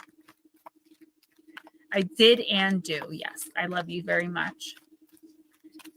I've become so close with so many of you guys. I get pictures of your kids and your grandkids, and I talk to your parents and your kids and your grandkids, and you guys come to me for readings about serious issues and things that are going on. Like that trust is like, it's my pride. It makes me, not in an egotistical way, it just makes me so proud to represent you guys in that way, right? And to help in that way. Yep. Wendy, they will weaponize anything, because here's the thing. They usually will hate you more than they love the children. Not that they don't, I'm not saying they don't love the children, because a lot of them do in their own way. And some of them really do. I've seen it, but they hate you more. Miss Smoochie, resurrection. Wendy, if you want to email me, and then we can maybe text or something. Ghostdragonzw will put my email in the description, in the chat. That way I don't end up getting myself in trouble. All right. Resurrection, reprise, recovery, comeback. Heck yeah, Smoochie. That is what I like to hear. The vampires speak. Like the 9-lived vampire kitties in this beautiful image, you have more than one chance and more than one life. You have before you at this moment, not just a second chance, Smoochie. You have a true new start right in front of you. You have a chance to make over your life and rise from what you thought was a stagnant place and have adventures, recreation, recreation. We vampires know only too well what it's like to rise from death, to transform from one kind of being to quite another, the same and yet so changed. You have almost given up on yourself. You've almost lost touch with your enthusiasm for life. You have thought sometimes maybe this is it, and found some kind of comfort in what you call acceptance. You guys are so funny. Sorry, I gotta find it. Where is it? But we are here to show you that in front of you now, right at your feet, right in this moment, is a chance you have secretly dreamed of for so long. You have the chance to completely change your life. And if you choose to take up the offer of this card of your life being remade and renewed, be assured that the very best of yourself, the yourself that never had a chance for expression before, will now have its moment. But it requires that you rise, shake off the past, and start again. You can be as one who was dead, who is now reborn. You have so much more to do, Smoochie, to give, to become. Put away all thoughts that your life is static and decided upon already. Forgive yourself, and then remake your life. This is a wonderful time to look for a new job, make important changes in your home with renovations, or move countries, change careers, even changing your appearance naturally, of course. I hate when it says that, because, like, who are you to tell somebody to do it naturally? Whoever wrote this. Lucy Cavendish, who, by the way, is my favorite Oracle deck maker. Everything you need to revive and continue with renewed optimism and energy is with you at this time. Smoochie, the vampires, the experts on new life, confirm that it is so. You are about to rise again, and those who will be surprised will be inspired to change their own lives in the places that need it most. So you're going to end up being an inspiration. Blessing. This change can be made and swiftly. Ask for assistance and it will be yours. Let go now and move swiftly through this transition. Curse. You may feel that in order to change, you must pretend. We wish you to know that you have many facets to you. This new life will bring you astonishing new gifts, and it has come to you for a reason. It's time to make things happen for yourself. It's time to actively explore what you have always denied yourself. Deb girl, my sister from another mister. What you've always denied yourself the chance to do. Smoochy, for there is a path clearing before you, but it requires an enormous amount of determination on your behalf. You must remake your whole self, look within, and see what has less than satisfied you. And know that something that you thought was over, done with, and decided is truly about to surprise you. Smoochy, I don't know if I know anyone. I know so many resilient people, right? All of us have mostly, and for the most part, it's like raise your hand if you've pulled yourself out of living hell and are here to tell about it today. You know, I'm sure everyone in here has their hand up. Smoochy, though, you are one of the most resilient energies I've ever come into contact with. And I just feel like you have so much power that you've either lost, suppressed, or given away throughout your life that you don't see yourself as the badass that you are. Now, you see it in a way where like sarcasm and joking about it, but I'm talking about actual real strength and power inside of you. There's something here that is really tearing you apart. And I don't think it's something like, you know, what your husband's going through. Sure, you're in pain, you know, and it hurts. And I can't even imagine what you're feeling or dealing with. But what I'm talking about is something within you, like something either that you wanted to do but never got the chance, and now you're like, well, I guess, you know, that's never going to happen. Or you're like, well, this sucks, so there's no point in trying anything else. This is my life now. I'm going to have 20 beasts, or I'm sorry, not Milwaukee's best, natties, and I'm going to just go with the flow of life. This is the universe telling you, do not go with the flow of life. You beat your own dang drum. You march to the beat of your own drum is what I should say. So why did you stop drumming? You have people, or at least one person that looks up to you or that will look up to you. And I swear I just saw his adorable little face and ginger hair. And he's going to want answers one way or the other, depending on what you do now. You have the power. The opportunities will come in the minute you start looking for them, for you to do something for you that makes you happy. Fake it until you make it. Not in an inauthentic way, but like I tell you guys all the time, Gemma is who I am on the inside, and I'm trying to bring her out so that I am Gemma 24/7. I'm still not there yet. I'm learning and growing and changing just as you guys are, right? With you. And I learn just as much from you as y'all learn from me. There's something here, Smoochy, that it's like you don't see what's right in front of you. Your opportunity for success, your opportunity for long-term success in some area. And it doesn't have to be financially successful. It's just like doing something that makes you feel alive again. You feel dead. You feel dull. You feel like, like, I don't care. Like, you've got to snap yourself out of that. And you've got to start looking for opportunities to keep yourself out of this rut. They are there. The universe is behind you in this, but you have to look. Who's next? Mikey J. Mikey. And all that. I'm going to use the Shaman's Dream.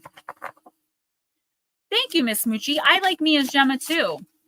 And I say that not because she's a character, but because I'm more energetically aware. I'm more positive. I feel more powerful when I'm with you guys.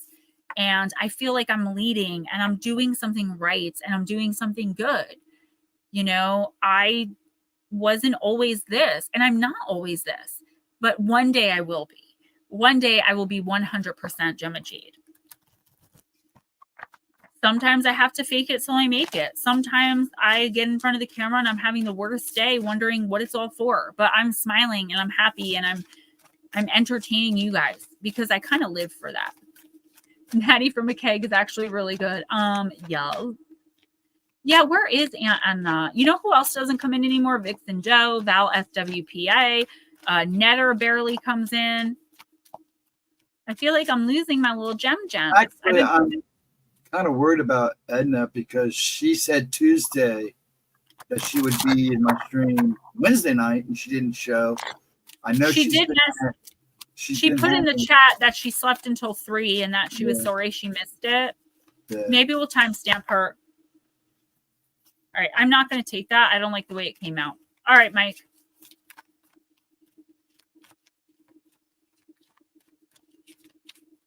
I put it on TikTok. Jesus. All right, we'll take this one. I put it on TikTok that I'm doing, that I do this live. I've been doing this live for like 3 years now. I used to do it on Wednesday nights. I want to do it on TikTok. I want to do TikTok lives. I'm not changing this stream. This stream is still going to be here. But in addition to this, I feel like I can make more money on TikTok and then still give you guys your Friday night here on YouTube, because so many of you are not on TikTok, which I don't blame you. I only did it out of desperation. But I have less than 300 followers and you need 1,000 to go live. But that's where I'm going to be doing like medium channeling sessions.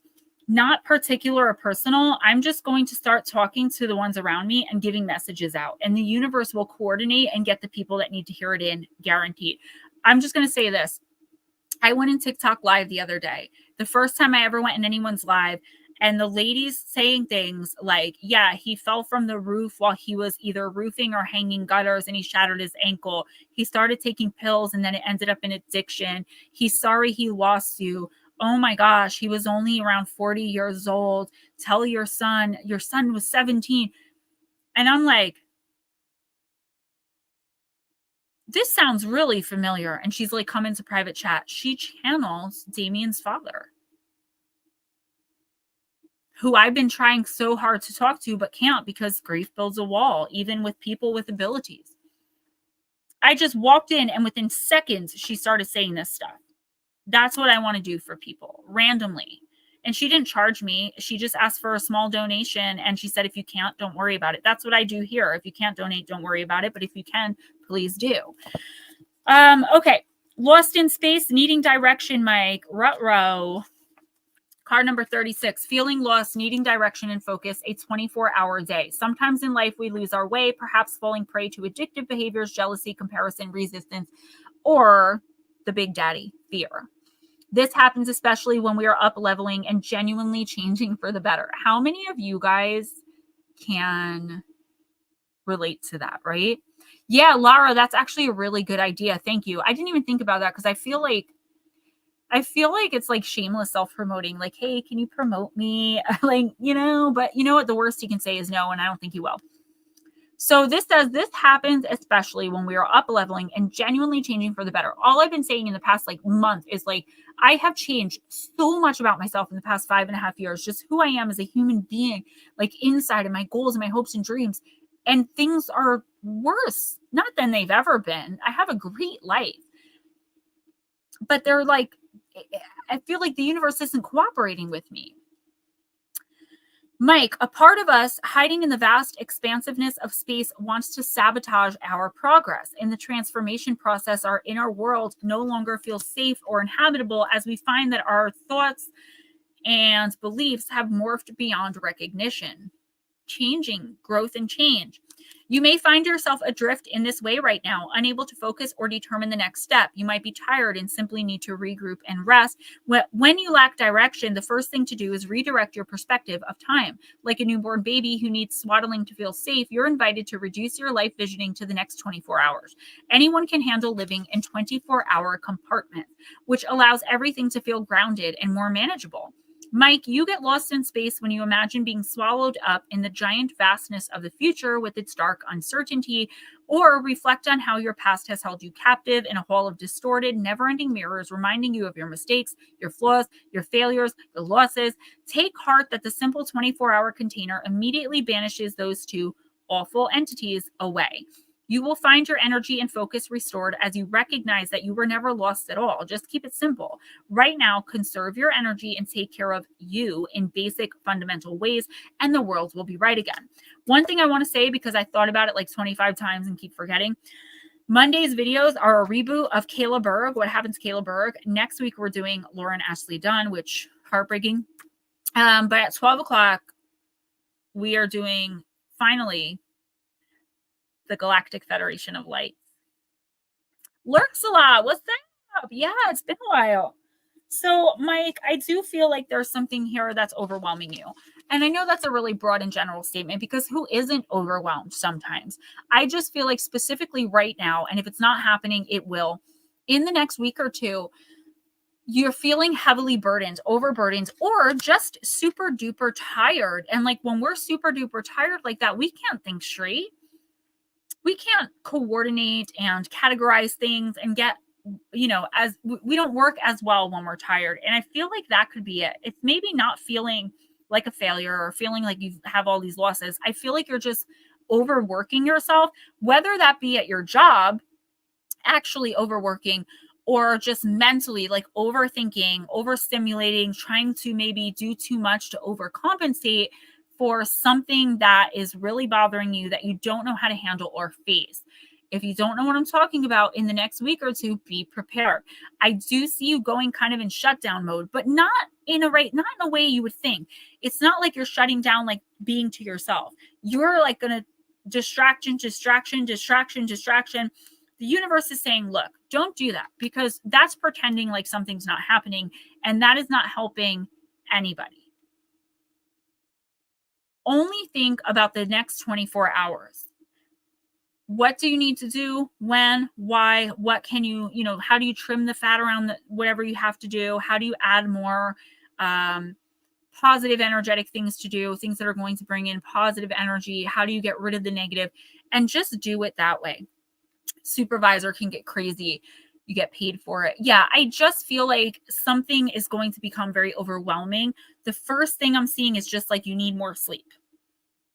That is such a simple, basic reading. Mike, you need more sleep, dude. But I feel like you're learning and growing and changing so much. You're spiritually and emotionally that like maybe mentally and physically you can't keep up. So you have to get in alignment, okay? And I feel like if you do like a 12-minute chakra alignment meditation, they have guided ones on YouTube, believe it or not, that are really good.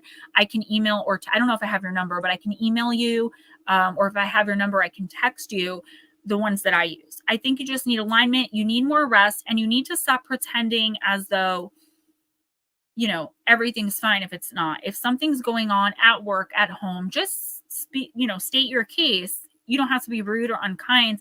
And one more thing I've been hearing since I picked up the card is the act of saying no in and of itself is not unkind. You don't have to be all things to all people. Be aware of your emotional vibration every second of the day as best as you can. And if you start to feel anything negative, figure out like what's going on right now, who said what triggered this in me. Guys, check out my nails. So I was wondering if I should do the duck nails, the 2000 and what was it, like 4 Snooki Jersey Shore duck nails. I did them. These were the prettiest ones, and they're hideous. Even my son was like, Mommy, they look like someone cut them in half. I don't want to hurt your feelings, but they were already on. So I got a few pairs with designs on them. I do have plain black ones coming that I might wear because they're short, they're cute, but I don't know. What do you guys think? They look weird, right? Looks like you got them caught in the door. At least, yeah, it does, right? Like I just took a scissor and went, but you know what? At least I tried them because I was very curious. Who's next? The new person, Kay Talks. And if you're still here, please let us know you're still here so she can give you your card. Thank you, Mike. Yeah, Miss Pixie, they look like it, right? But they are shaped. They're just called, you know how they have like coffin and ballerina and square. Okay, I got you. These are called duck nails. Beast of 7 shoots. What is that? I wanted to tell you guys my experience with the reptilians last week, but didn't work out. All right, Miss K. Hey, I'm going to use a deck that I use very, very rarely because sometimes the cards are very, very long, but I am just feeling compelled to do that tonight. So everyone else, bear with me. Kay Talks is new, and for some reason, her team is pointing me towards this deck. So let's get her done. This is the Fairy Tale Oracle. Okay. I thought you meant our list like tonight, like to read for them. Mike, thank you so much. You're so sweet. You're welcome, sweetheart. Thank you for being you. All right, Kay. This is one of, I have over 200 decks, and I would say this is in my top 3. It might actually be number 1. I love this deck. I don't use it often again because the messages are long, but we have time.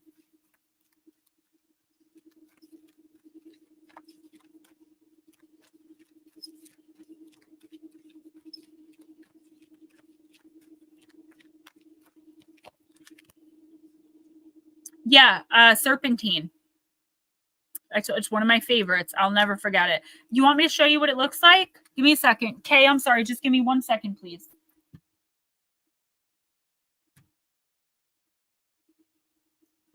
Where is it? Where is it? Oh, got it.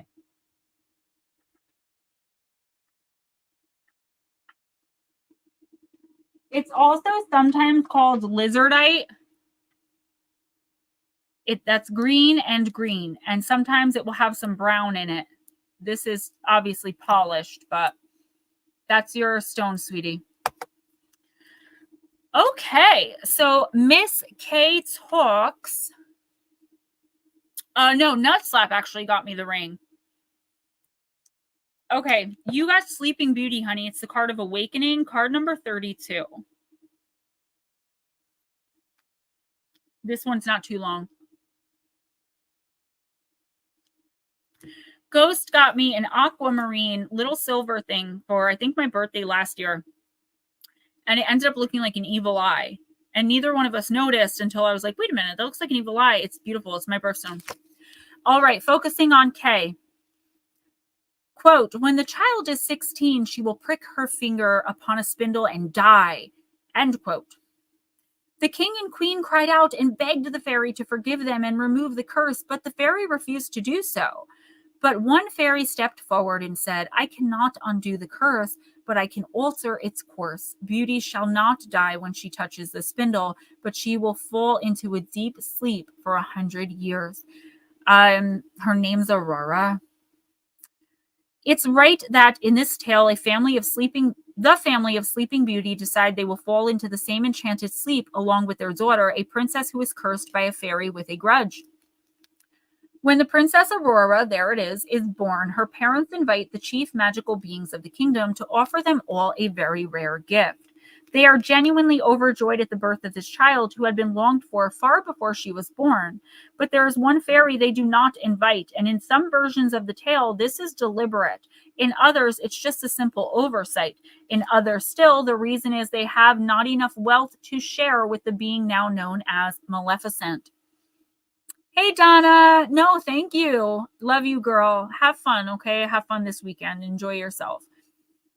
Okay, while the offended fairy's payback to the family's slight is to curse Aurora to die when she pricks her finger upon a needle from a spinning wheel, a late arriving fairy can soften the blow with her blessing, that Aurora will simply fall into a deep sleep, which she can only be awakened from by the kiss of a lover whose heart is true. Instead of raising Aurora with this knowledge, the family endanger her even more by keeping the prophecy from her. And it is this ignorance that most endangers her and which gives the curse its opportunity to take hold. Kay, when this card comes to you, you will learn that someone has tried to protect you from a harsh truth by keeping information that is vital for you to know. There's no escape from the dilemma you inherited, but you will be able in time to find a way through the challenge, and you will not be alone, and you will never, ever be abandoned. You will be awakened to the truth, and when you wake up, so will all the others around you who wish to protect you, but in truth only made you more vulnerable. So this is extremely deep. Donna, I love you, girl. So, okay. There's a lot here. That's why I'm okay. So this is like, back up. Thank you. Okay. There's a few things here. Okay. So hopefully I'll touch on that. Just let me channel this in and then I'll talk to you about that because I did get an answer for you. So this is a few things. This is generational, like a generational curse, something that is like inherently in you because of generations past in your family. Examples are addiction, DV, alcoholism. That it can be literally be anything. It's not like anything like a disease like cancer or anything like that. It's just something like something toxic, some kind of trauma. I don't know if you had trauma as a child or if there's something here that like you're the one.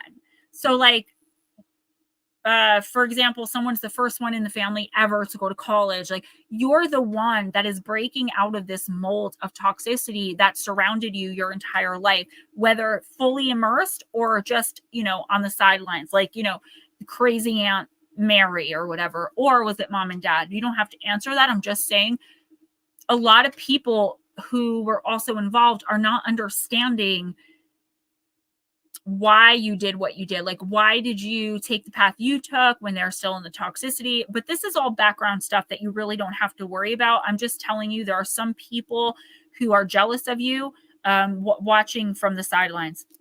Be careful with your family who you allow in. And it may not be blood family. It may be like someone really close that you consider a sister, brother, aunt, uncle, whatever. That's number one. Number two, someone purposefully, and it could be several someones, they kept something from you that they definitely should have told you. And while in Sleeping Beauty, they did it for her own good. These people did it by lying by omission. They did it to protect themselves. So the truth is coming out. What doesn't come out in the wash comes out in the rinse. And it's rinse time, okay? Okay, what you do with this is going to make a huge difference in if you're leveling up spiritually or not. I'm seeing like all systems go with whatever, whether you realize it or not, you're like walking directly towards being on your path, participating in your purpose. But how you handle this knowledge is going to make a big difference. Your first reaction may be to cry, to scream, to punch someone, like whatever your first reaction is, take a deep breath. The universe is seeing if you're going to react and respond and how you're going to do that. Try to always act with dignity and grace, even if it's impossible in the moment to be kind. Okay. You're being called to walk away from people, places, and things that no longer serve you. You're in your power right now. You are in alignment. This news is something I feel like you already know in your gut. It's not going to be a surprise, but it's like one of those things that you know, but like you don't. Like, for example, and this is just an example. I'm not saying anyone's cheating on anybody, but for example, say that you have an inkling that your husband's cheating and like, you know, he is, but you have no proof. So you don't know. Right. And then someone emails you and is like, hey, I've been seeing your husband. Now the proof is right there in front of you. You can no longer deny it. You can no longer sit there and be like, oh, you're just crazy and talk yourself out of it. This is something like that. Somebody is keeping something from you that you already know, but can't prove. The proof is coming. And I'm just warning you, if you don't walk away from this situation, if you give whoever this is or whoever these people are, whether it's one or many, another chance, you are going to become caught in a tragic circle. As far as your clients, all right, I got a yes on that. Like when I read it, whether I should cut ties with a toxic freelance client, I immediately got yes. And I don't know why I saw violence. That I don't know. You may not even know. Be very careful of this person. I believe they're more toxic than you think. And just keep yourself energetically protected around them. Get as far away from them as possible. There's something very strange, and it could be this person you're finding something out about. There's like, this person's not who they're saying that they are. In the next week or two, pretend, because I was reading the Batmom. In the next week or two, expect the truth to finally come out, the truth that you knew all along. And you have to accept it without beating yourself up, without blaming yourself, without taking on any shame or blame. Put that poop where it belongs, on the person and or people who did it, who caused it, who lied about it.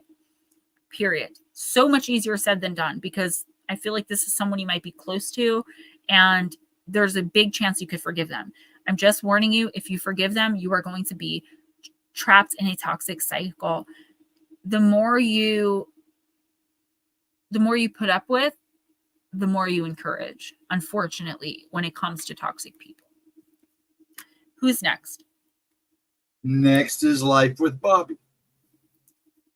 Don't forget Jules. She's not in the chat, but she is here. She asked me to save her to the end. I should have known. I appreciate you sharing your gift. Oh my gosh. Yeah, Kay, you need to get far away, because remember I was like, somebody in the wings is jealous. There's something very strange with this client. I'm not gonna lie. I don't like the energy. I immediately sensed violence, and I don't know if that's in their past or if they're just, please just get away from them, okay? Please. I didn't like that. That was freaky. But I mean, I'll tell you the truth. You can ask anyone in here. I don't sugarcoat. And the reason I do that is because it's only for me to bring the message in and interpret it, not to, turn it into something of my own. Eris, absolutely. And honestly, that's a sick person. Thank you. I just feel like, what's the point if I'm just going to sugarcoat stuff anyway? If I'm just going to not be real. And I always tell people, if you're going to a tarot reader or an oracle, right? An oracle reader, a seer of any kind, and you go to them often and they only ever tell you good stuff, or, okay, first let's start with if they only ever tell you good stuff. They're full of poop. And the good stuff they're telling you may be true, but they're definitely leaving out the bad, because the universe is all about balance, right? There's good and there's bad. And normally there's both in every reading. Normally, sometimes I'll get a card that's just a great card. It's like you're going to win, some money or something. Go have fun. And also, if you constantly see a seer and all they tell you is something bad, when the universe gives you bad news, it always gives you something good, equal, balance. It's never all one or the other. So make sure that, if you are going to someone and seeing them or doing something like this, that there's balance in what they're telling you. That's the way you can tell a real seer from someone just, pretending. Thank you guys. You guys are amazing. Yeah, it is. It is the hardest. All right. Life with Bobby.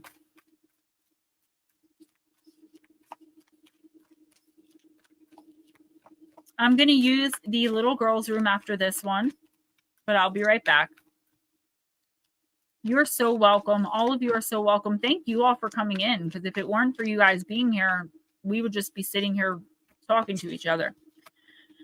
Okay, Life with Bobby, you got manage to be glad. Create your own happiness regardless of conditions. Card number 43, and you did get it in the shadow position.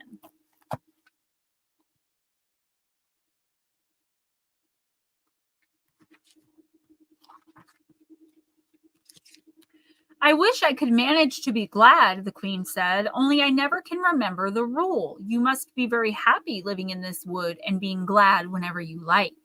The queen is almost berating Alice, imagining her to be happy whenever she wishes, thinking that the business of being happy is something simple. As the queen, she feels it's not simple for her, but she wants to manage to be glad, except, as she says, she cannot remember the rule. Bobby, is there a rule to happiness? Is there a way to manage to be glad? When this card comes to you, there are two possibilities, just as there are two slithy tubs in the painting. The first is that others assume your life is simpler, easier, and that happiness comes more readily to you than to them. There is the implication that they have it harder and must struggle to be happy. This isn't the case at all. Your happiness is something you earned. In some ways, you have created it by directing your thoughts and impulses toward the steady creation of happiness.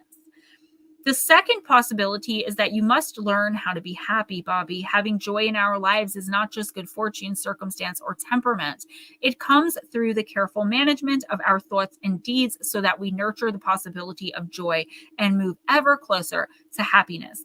Do not let others steal your joy or imply that being joyful means you are not as serious, deep, or hardworking as they are. Happiness is often hard earned. We must find it amidst the most troubling of challenges. Alice has learned to do this despite being lost and everything around her being so unpredictable all the time. We too can manage our happiness and defy those who claim it's more difficult for them. We can all do this no matter our lot in this lifetime. In the reverse, this is a belief that happiness is easier for others who seem more fortunate and have been given blessings you missed out on.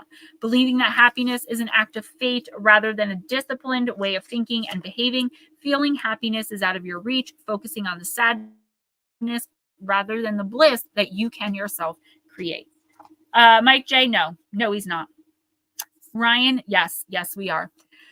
Life with Bobby, yeah, I do feel like you may be in somewhat of a slump. And if you're not, in the next week or two, I feel like, you will be. I just see this lack of motivation. And I do feel there's comparison here. So I'm not sure which way it's going, though. With the way it's being shown to me, it can go either way. Either you're comparing yourself constantly to others, or others are constantly comparing themselves to you.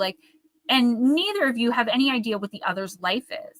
I feel as though the universe is telling you to just focus on Bobby, just focus on yourself for the next week or two as best as you can. I know the feeling. I had a really bad way the last couple, not this week, but last week and the week before. I was really struggling and wondering, what am I doing? And is it worth it? Why must I still struggle after everything I've changed and learned and become, right?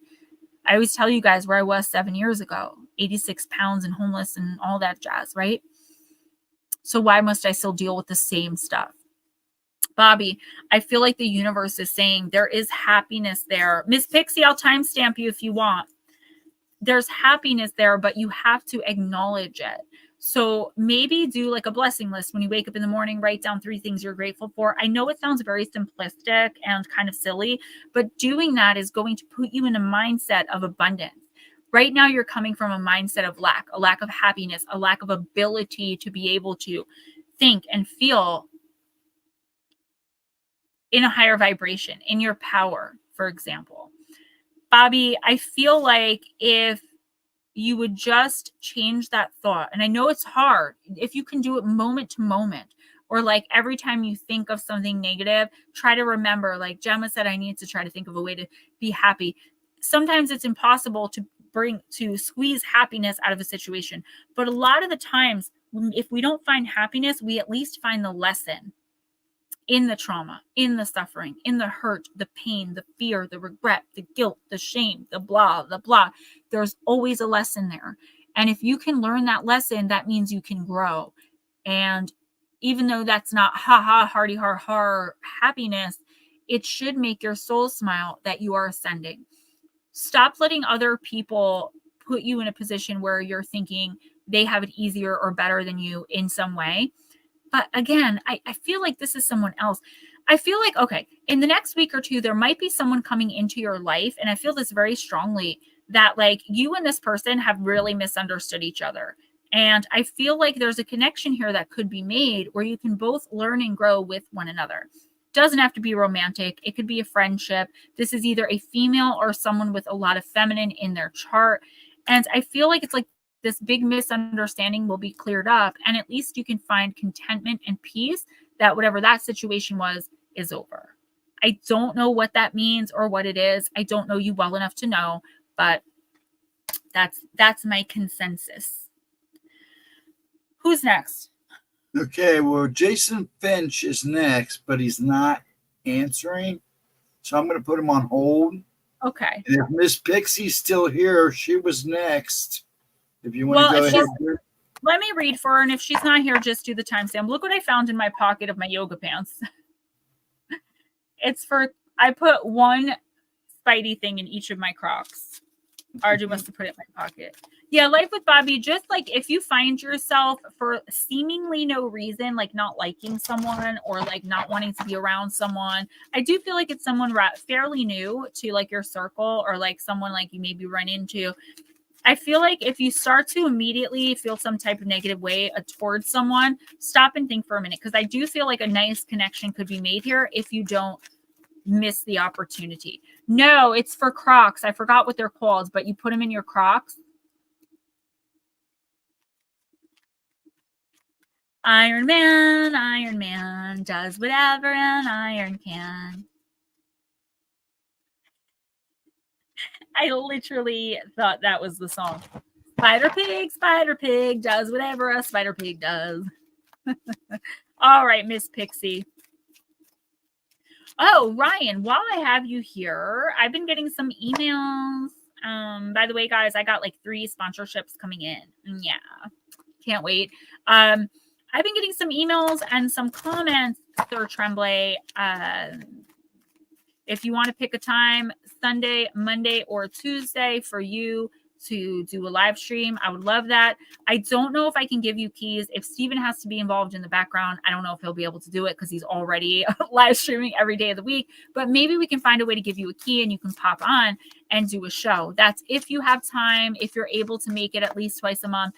If not, that's fine. But you are in high demand.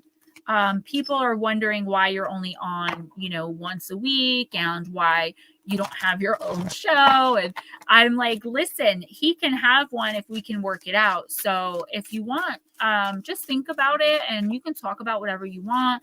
But we have Sunday nights or afternoons, Sunday anytime, Monday anytime afternoon, and Tuesdays are the days we have where no one. Yeah, that would be great twice a month because you can do it on the weeks that Laura isn't doing it. Do you know what I'm saying? So we have get together with Ghost Dragons. Ghost, if you can get them into StreamYard, I don't know how many keys I have, but if you can get them into StreamYard, Ryan, you will be trusted with like the keys to like my channel. So I really. Well, are you saying, Ryan, you want to do one together? Because I had people ask me and him to do one together too. Well, I think that might be a little better because you guys play really well off one another, but I didn't want to ask you to do another stream. Unless you want to add him to Wednesday nights. People want more Ryan. Well, it's because it's late and it's late. So, I mean, I'm sure we can work something out. Please do. And let me know because I'd love to promote it. People really like the two of you together. They really love what Ryan has to say. And if you could just find 2 hours a month, I would be so grateful because you bring people in, you have wonderful energy, and I want to support people like you in the community who maybe don't have a big platform. I don't have a big platform either, but it is exposure, All right, Miss Pixie. Co-sign for Ryan. People think I'm crazy, but I'm in demand. Did you guys see my Sky Daddy remix of Why So Serious?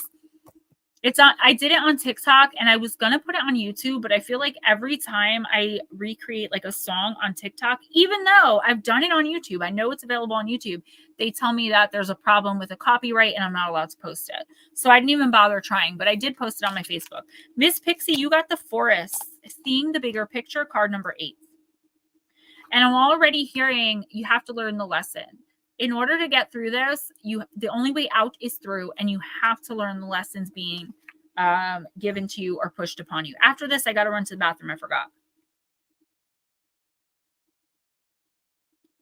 Yeah, so many people. I've gotten a lot of emails about it and comments too.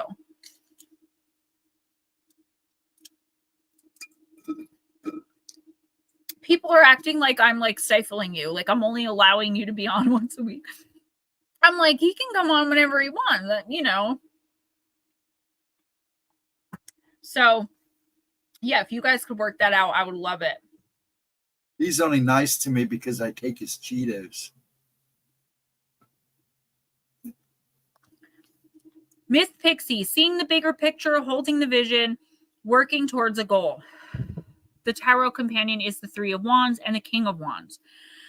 There is a saying, you can't see the forest for the trees. It means don't get so caught up in the details that you miss the big picture. Every day is full of little things that move the needle more or less towards a good day. Some days will be dramatic, chaotic, and full of what feels like 1,000 tiny spiritual cuts. And in those moments, you may feel an overwhelming need to give up, to change direction, or to go back to what feels safe and comfortable. Miss Pixie, another meaning is that you are focused on minor details, like choosing a name for a business when you could be planning major things, such as what you'll sell, setting up your website, or clever marketing ideas. You may stress about a small blemish in your new home instead of rejoicing in the fact that you have the home itself. There's so much more to do and see if you zoom out and see the bigger picture. Don't give up just yet. You'll get past your challenges and soon they'll be a distant memory. If you are stuck or have to work out the solution to a problem, shift your focus to something else. Keep yourself busy with things that are fun, easy to do, or feel more like play. And when you need to restore your hope, revisit your goals and remind yourself why your challenges will be worth it in the end. I pulled another card because this one has companion cards. I wanted to see if you'd get one. You didn't. Lara, yeah, this is, I feel like definitely, obviously, you're struggling and obviously for a reason, right? But the universe is saying there's a separate situation where it's like for some reason you're not realizing that you are sabotaging something really great. And I don't mean like, you know, you're running in and causing a muck. I feel like you're like, well, I can't achieve whatever this because of XYZ is stopping me. Like there's no way I can write a book because I have issues with my fingers. I have arthritis in my fingers, right? So that's why I thought of that. But the universe is saying, like, when there's a will, there's a way in this situation for you. Laura, I feel like there's something here that you really want to do, you want to accomplish, but you've been giving so many excuses to yourself as to why you can't, why it won't work, why, it's not the right time. And the universe is saying, poo, poopy poo. No. You have every reason in the world to start focusing on this now of all times. First of all, it'll be fun. Secondly, it'll be a distraction. And by fun, I mean the excitement of knowing you're going to accomplish whatever this is, because you have to tell yourself you're doing this for a reason. You need to take the steps necessary and stop telling yourself every step of the way why it's not going to work. Start telling yourself why it is. Okay. I feel like you're your own worst enemy here. There's something you really want to accomplish. I don't know what it is, but I'm feeling like excitement around it.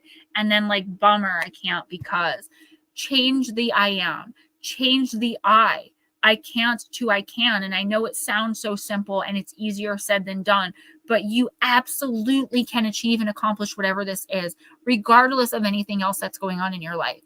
And I feel like if you focus on this, it's going to bring you out of the trauma a little bit. And at least for a little while, you can find peace. I'll be right back, guys.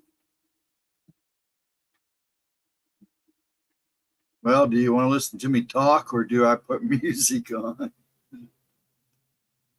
I hope everybody's good. Next will be Chris Jarvis. Then after Chris Jarvis, Rainwater, are you still in here? And do you want a card? Please let me know. If I don't hear from you in a little bit, we'll just move on, because I'm going to have you come. You're coming up soon.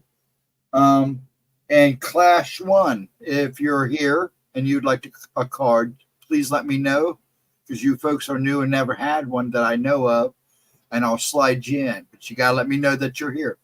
Hello, Long Island. How you doing? Should be right back. I hope you're having a good night. I hope everybody's having a pleasant evening.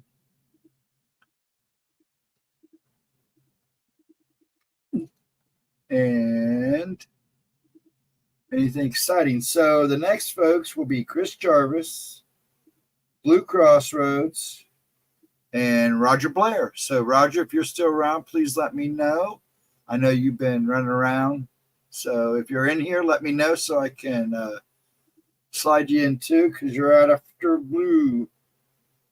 And then after Roger will be Munchie. And we'll leave it at that. So right now is Chris. Yeah, I figured you were playing. I know you're here, daughter of mine. That's good, sir.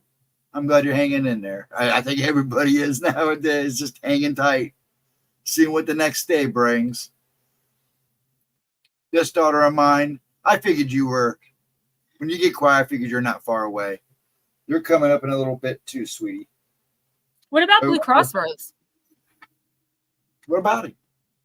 Long Island Bigfoot. I was just talking about you because I'm pulling random members to give a free oracle reading. I'm pulling 2 a month, just randomly, literally out of a hat, because I don't know how else to do it. And you and Lara popped up for July. It's just a thank you from me to you for your support, because I don't have much I can do for members. So what I'm going to do is I'm going to pull 2 every month, and once those are gone, I'll put everything back into the hat and start pulling again. Heather, absolutely, yes. So we need to timestamp Heather. Heather, thanks for coming in, honey. I know I talk a lot and it takes forever, but this is just my outlet. I can't help it. I love you though, girl. Playing video games. Ooh, lucky. I want to hop on Fortnite, but my son's still here, so I probably won't get to do that tonight. Okay, all right, who's next? Chris Jarvis. Are you still here? here, Chris? Chris, did you leave us? Quit milking your gerbils and get over here. Yeah, Long Island Bigfoot. I want to just do something special for you guys, because, again, I can't offer too much right now. I'm hoping in September, when my little guy goes back to school, like, I'll have a better schedule and I'll be able to give you guys way more, because I appreciate that support from the bottom of my heart. And the only thing I could think of was readings. Everybody loves readings. So you and Lara this month. You guys are so sweet. Thank you. If Chris is not answering, let's move on. I was going to say, go ahead and do Blue. He might pop back in. Blue, I'm going to use the magic of you. I wanted to use the Oracle of Visions, but your team is insistent. Mike J, I don't play really any other games. Sometimes I'll hop on Grand Theft Auto 5 just to like drive around and mess around in the game. I don't actually like play, but Fortnite I play pretty seriously, to the point where I prefer sometimes to play alone because I get really into it. Heather, I got you. I understood it, sweetie. I'm always here. Sometimes Ghost and I will play for hours and we just have so much fun. And I'm always like, okay, one more game. He's like, yeah, me too. I got to go. And we end up playing like 10 games and we just laugh. And it's just a good escape for me. It's like, not that I have anything to escape from. I love my life, but like, it's something fun to do. Long Island Bigfoot, I just do it to like drive around and like, I like to drive the map and she beats up the ladies of the night is what she does. I hit up the ladies of the night to get money. Yeah, let the monsters in. It's funny because I'll play with like my son, even like my older sons, and my mom's like, Gemma, all I hear is you being like, you're a goddamn cheater, smash. And like, it's like me throwing the paddle. And I still call it a paddle because the original Nintendo had a paddle. My mom calls it a joystick because she thinks of Atari. Yeah, I just drive around. I can't like play online and get into all that. But I do love Fortnite. I'm like obsessed. Well, if I get her back on Mortal Kombat, I owe her a few beatings because she beat me a few times. And I'm good at Mortal Kombat. I used to play that all the time. The original Mortal Kombat 2 when I was like 12 years old, when the original movie first came out. Ooh, Blue Crossroads. You got Minimus. Card number 17. Commune with the source. Great idea. I have to like sneak and play when my son's asleep. I'm at the bottom of the bed trying to be quiet. Killer instinct, but I don't want to embarrass you. Ooh, them's fighting words. Blue Crossroads. Nature holds all of the answers. The wisest witch knows her questions will be answered when she dives into the natural world without any reservations. Like the girl of Minimus, who is fused with the forest, it's your time to merge with the source. Drop your quote-unquote stuff, your attachments, and just be one with nature. It's time to recommune with the raw, authentic self that was you when you were sparked. This is amazing because you're moving closer to the beach. And I know that you love the beach so much and you promised to take tons of pictures. And I feel like being there, because when people think nature, they think woods, but it's also the beach, right? It's water as well. And I feel like this is like encouragement. Damini, what's up? If you'd like a reading, please let me know. Ron Forrest Jr., what's up? Blue Crossroads. Where was I? When you were sparked into this existence, and what you will be when you transition into the next plane of existence. Minimus dips her fingers into the well of universal inspiration. This is the card of meditation. There is also a flip interpretation. Is she retreating, or is she emerging? If this card is drawn during a period of solitude, it is a prompt that now is the time to emerge from the dark, restorative forest, into the sunlight to share your radiance. And conversely, if it's drawn during a time of intense activity and visibility, it's time to retreat into the shadows. I don't feel like it's time for you to retreat. I feel like it is time for you. And this is kind of, honestly, this is one of those cards, Blue, where there's not like a, I don't know what to call it. It's really just like it's just like backing you up. It's just the universe saying like, yes, do. The one thing I will say is you're getting down, you're not receiving some downloads. You're very distracted because you're very busy. You're doing a lot. And I feel like you have so much on your mind that you've accidentally closed off at least a little bit to your higher self, to source, to your team who's here now giving me this information. I want you to just verbally call your team in and sit for, I cannot sit still for 2 minutes. I have to do guided meditations. And most of the time I have to do them while I sleep. You seem like the type of person that can sit still for a couple minutes. And I feel like you should do that and write down whatever comes to you. If you want to ask questions out loud, I just feel like you're missing, it's like words of encouragement. Someone has something to say to you that you need to hear and you're not hearing it. Other than that, this is just a card that is saying you are finally stepping into a place of power, of being who you were meant to be. Every role you've played up until now was the role you were supposed to play. But now you're moving into this really special time of being more spiritually in touch. And you have every opportunity to open up to your gifts and to open your gifts up now. So do it. Do it. Who's next? Munchie. Baby Dragon has Fortnite? Her kids play. Ant-Man plays. Anthony. Oh, we have to play. I don't know if she does, but I know the kids do. I don't play with kids. Not doing it. Bye. All right, let me, Mike, let me write that down, actually. Okay.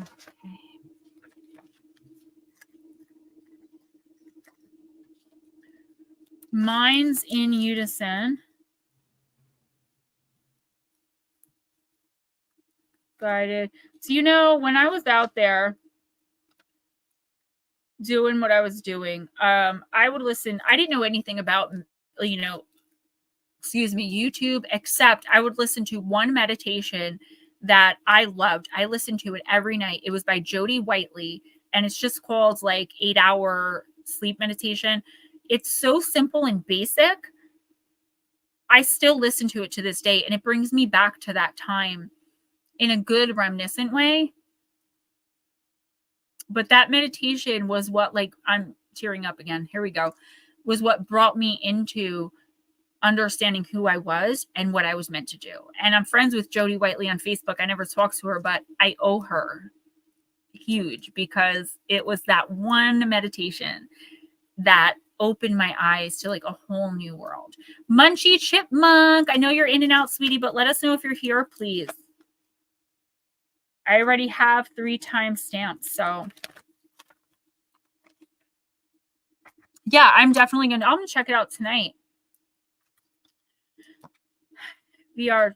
I do. I have VR, but the one I have to get a new controller. The left hand controller is broken. But my son Damien gave my son RJ the whole VR set. I just have to get the controller for it. Fortnite on COD. So I promised my son a PlayStation 5 for his birthday. Like I said, if you guys can donate, I'd really appreciate it. But when he does, I'm excited when he gets it because I'm taking the PS4. That's the deal. Then I will always be able to play Fortnite whenever I want by myself or with Ghost Dragons or with whoever. And I won't have to wait or play with him because he runs me over and shoots bombs at me when he gets mad. And earlier he destroyed my car.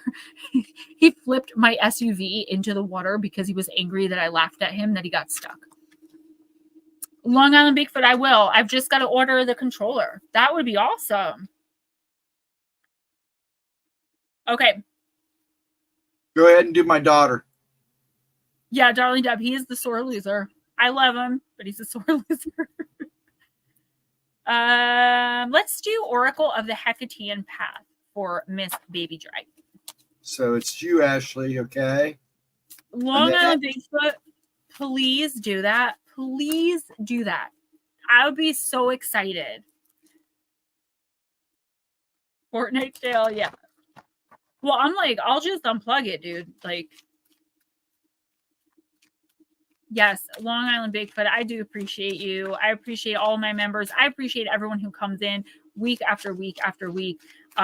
It still amazes me. It took me 1.5 years to get the 1,000 subscribers to get monetized. And it took me like 2.5 additional years to get to 3,000. I'm already at like 4,500. And my channel's just growing and thriving. And I'm just so excited about it. Thank you, Mike. Oh, Baby Dragon doesn't have a wrench. Deb doesn't have a wrench. How is this possible? Let me read for Baby Dragon, then I got to pop in YouTube and give you guys wrenches. I have 2 managing wrenches, Blue Crossroads and Edna. I think Blue Crossroads, you're still a managing.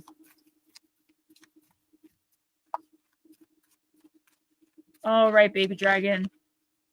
Ooh, card number 31, Dark Moon, and it's the card of relief. Yeah, I definitely will. Absolutely. Do you want just the thumbnail or like the link? Probably the link, right? It's up to you.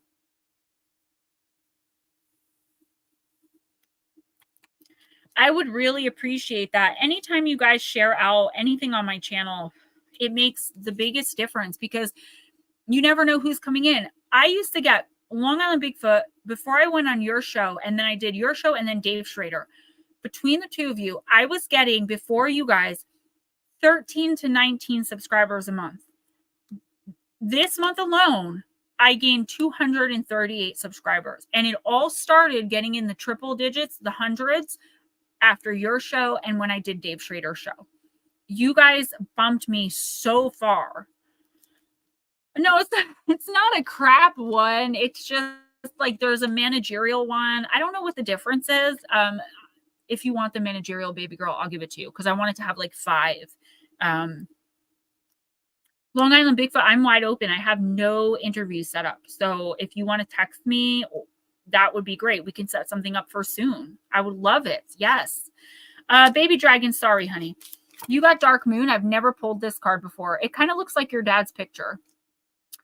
It's the card of release. Most sacred to Hecate, the darkest night can be harnessed for cathartic release and empowerment. These can sometimes be bitter pills to swallow, but are necessary to promote healing and growth. This is the holy night of Hecate when she travels abroad with her retinue. In the stillness of our inner sanctum, we can feel her draw near. The tingle of fear is so close, but her dark whispers inspire us to take action. What's done is done. It's time to move forward. There's something here that there's risk of you like dwelling on, right?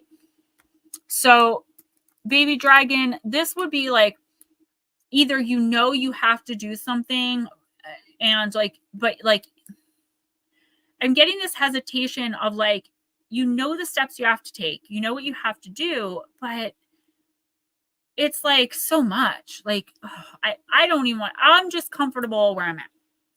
Like this one area of my life sucks, but everything else, and this is so comfortable. Like I always use DV as an example. So a woman who's a DV victim, she's got to leave and she needs to get out because she's in danger. But that would require leaving the relationship, packing everything up, finding a place to live, having the money to do it, being on our own. And it's just like, it's so much easier to just stay here and deal with the randomness of what's going on because everything else is so comfortable. I'm not saying you're a victim of DV. What I'm saying is, thank you, darling Deb. Whatever this is, you've become so comfortable in it. And it's not that you're unaware that there's a problem. You're just focusing on other things right now because it's a part of your comfort zone. The universe is saying, at the very least, you need to acknowledge what's going on and start putting in motion, even just writing down the steps you need to take and keeping them in the forefront of your mind. You have to acknowledge what's going on here. And I feel like this is personal to you. So this isn't the situation we're always talking about or that we addressed in the personal. This is something else. This is something specific to baby dragon. That it's just not good for you. And you know that. And I'm not saying just leave. I'm not saying, just handle it. I know there's a lot of space and a lot of steps between you now and getting away from whatever this is. Oh, I'm starting to get that arm. Oh no. I got jiggly arm. Anyway, side quest. There's a lot of steps. There's a lot of spaces in between you and being away from this, but you have to at least let the universe know that you're acknowledging, like, yes, I have to take these actionable steps behind taking care of this. Then you can take your time with it. But if you try to pretend like it's not happening or try to just deal because it's more comfortable, the universe is going to make you learn whatever this lesson is much harder. And I know that sounds like a threat, and it kind of is. But it's for your own good and for your own well-being so that you can learn the lesson that this is here for and be able to move on. Again, I say, and I hate how cliche it sounds, but it's so true. You have to become comfortable in your uncomfortability. I didn't say that right. You have to become uncomfortable with what's comfortable to you now. I think I said that right. Okay, who's next?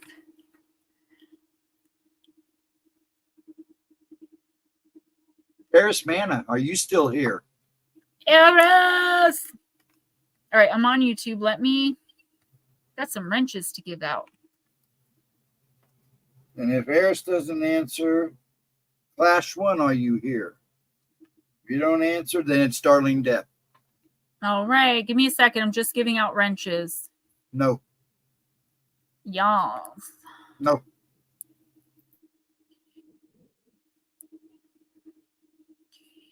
Give me one moment, guys. Where's the chat? Okay, seriously? There's no chat here? Why can't I see the chat? Come on. Okay, I can't. The chat isn't popping up. Steven, do you know how to fix that? Because I would like to see the chat so I can give wrenches out. Which chat? The one in your studio? Yeah, it's not there. No, not in studio. I'm in YouTube. Oh, wait, it's still loading. Okay, so once it loads. Okay, that might be. Dragon, yeah. Give Gemma your money. Yes, thank you. PayPal or Cash App, please. Brian, chop liver. No, I got to get in. I promise I'm going to do it. All right, I'm sorry. Who was next? Darling Deb girl? Yeah, go ahead and do Darling Deb because Eris didn't answer either. Deb, I'm going to use the Oracle of Visions.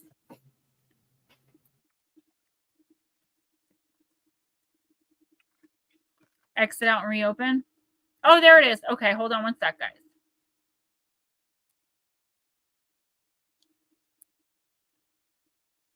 So it says managing moderator can manage blocked words and change chat modes in live and also has capabilities of standard moderators. Standard moderators can review and remove chat messages and hide or put users in timeout.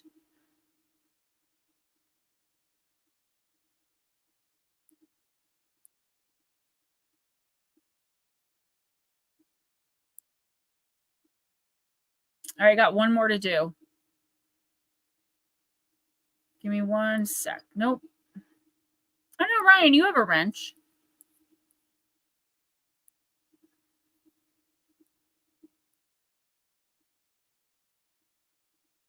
Okay, there we go. All right, Miss Deb girl. I think if we refresh, your wrenches should pop up. Why didn't Darling Deb's wrench pop up? Pat Mom's did. Oh, there it is. Dun, dun, dun, dun. Oh, wait, one more. Where do you go? Long Island Bigfoot, if you want a reading before you leave, please let us know. All right, I think that's everyone. Someone came in here one time and they're like, what are you, stupid? Everybody's a wrench. I'm like, yes. Basically, yes. One time someone came into my stream. They took Chris Jarvis's profile picture and put their name as Chris Jarvis and came in and started blocking everybody and he came in and he's like, guys, where'd my wrench go? This sucks. And I'm like, oh my gosh, Chris, I'm so sorry. I gave him the wrench and he just started blocking people and deleting people and taking wrenches away from people. And it was a troll. Lurks a lot. Let us know if you're still here. Wendy Williams, welcome back. Yeah.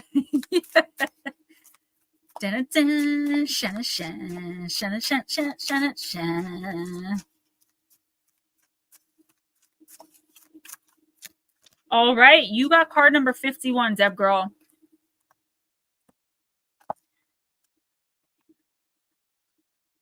Oh, I turned right to it. Messages, deadlines, and anticipation. Waiting. All my life, I've been waiting for my life to begin as if somehow my life was ahead of me and someday I would arrive at it.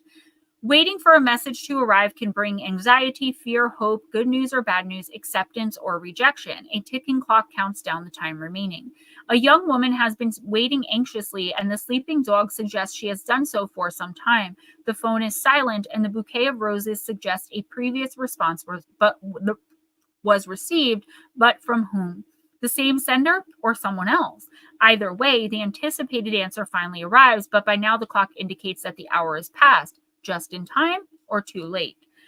The process of waiting for a response isn't merely one of passing the time patiently. The immediacy or tardiness of the response may also provide some insight beyond the message itself. A deadline imposed may be tied to a condition or an ultimatum. Is there flexibility or has the opportunity been lost? So I'm getting, I'm getting a lot. So the first thing I'm getting is, yes, I love her. That's exactly what I was doing, darling Deb. That's so funny. I love her. She reminds me so much of me if I had millions of followers and knew how to do makeup and was gorgeous. There is a problem with perception here. And I don't say a problem like you're purposely doing it, but there's something here that you're seeing as either a negative and it's a positive or a positive and it's a negative. So I do feel like you're waiting for something to happen. And it's like you thought it was going to happen already. Yeah. I had no idea. I guess she has millions of subscribers. I'm sorry. So Deb, it's like you thought this would have happened already, but it hasn't happened. So now you're like, oh my gosh, is this not going to happen? But then you're putting that energy out into the universe of it's not happening, which is the universe is bouncing it back and it's not happening. The universe wants you to look at this as like, okay, it's going to happen. When it happens, I'm good with that. Even if you're waiting for something bad to turn good. I don't usually say that we should wait and depend on a positive outcome to something negative because you never know how things are going to go, how people are going to react or respond. But considering that you and I have done what we've done and worked through what we've worked through, the change is coming. But like I said, it's going to get better before it gets worse. And it's going to take as much time as Aaron needs because it's all on him and there's nothing you can do. Now, in the meantime, the universe is saying, stop catastrophizing. Stop thinking everything's a catastrophe. Like, I feel like your attitude right now, whether you realize it or not, it's not saying you have an attitude like, you're B-wordy, but it's like you just have this negative thought process because you've been through so much. Thank you, baby dragon. Sometimes, because you've been through so much, and like, you know that you have to hope for the best and expect the worst, right? But you forgot about the hope for the best part. And this is just the universe reminding you that it's all in how you see it. If you're going to look at this, whatever it is, or these things, whatever they are, in a negative light, they're going to be negative. You can turn anything in your life right now. And I know this because of personally working with you and being your friend and loving you to death, that it will turn out positively if you manifest the positivity. Also, your dolls are trying to bring a message through to you. I don't know what it is, but I just see them like, you know, we've got something to say. So pay more attention to them as well.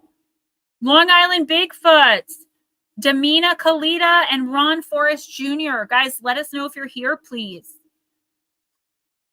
Yeah, because after that, you just have timestamps. Yeah, Wendy, you're welcome if you want to come on. All of you guys are always welcome to hop on the Tuesday show. Ryan was just so awesome. I thought that he would be a great fit, but you guys can always come on for a show and, you know, hang out with us. Yes, I will. I promise. I'll look deeper into it and see if I can get it, because they're definitely feeling like neglected. I don't know if you're spending a lot of time with them or if you're just too busy, but there's something you're missing, even if you are focusing on them. They're trying to tell you something. She already got her reading. Yeah, Wendy, check it out. And it's 1 p.m. Eastern.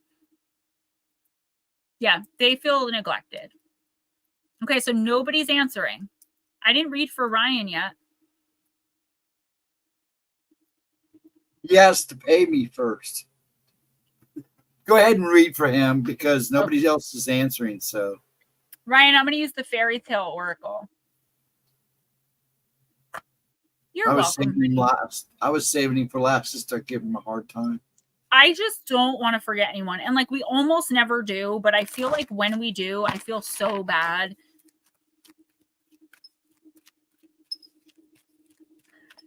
It's not you that forgets the people. It's me. I get all the blame because I'm the one keeping the list. What is going on? I'm not. Should I take it? No, I'm not taking it. You can't just pop out like that. I don't particularly like pop outs unless they pop out a certain way. I'm OCD.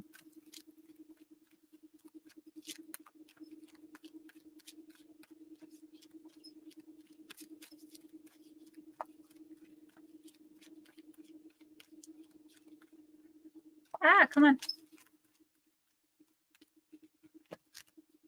The Princess and the Pea. Sensitivity. Card number 3.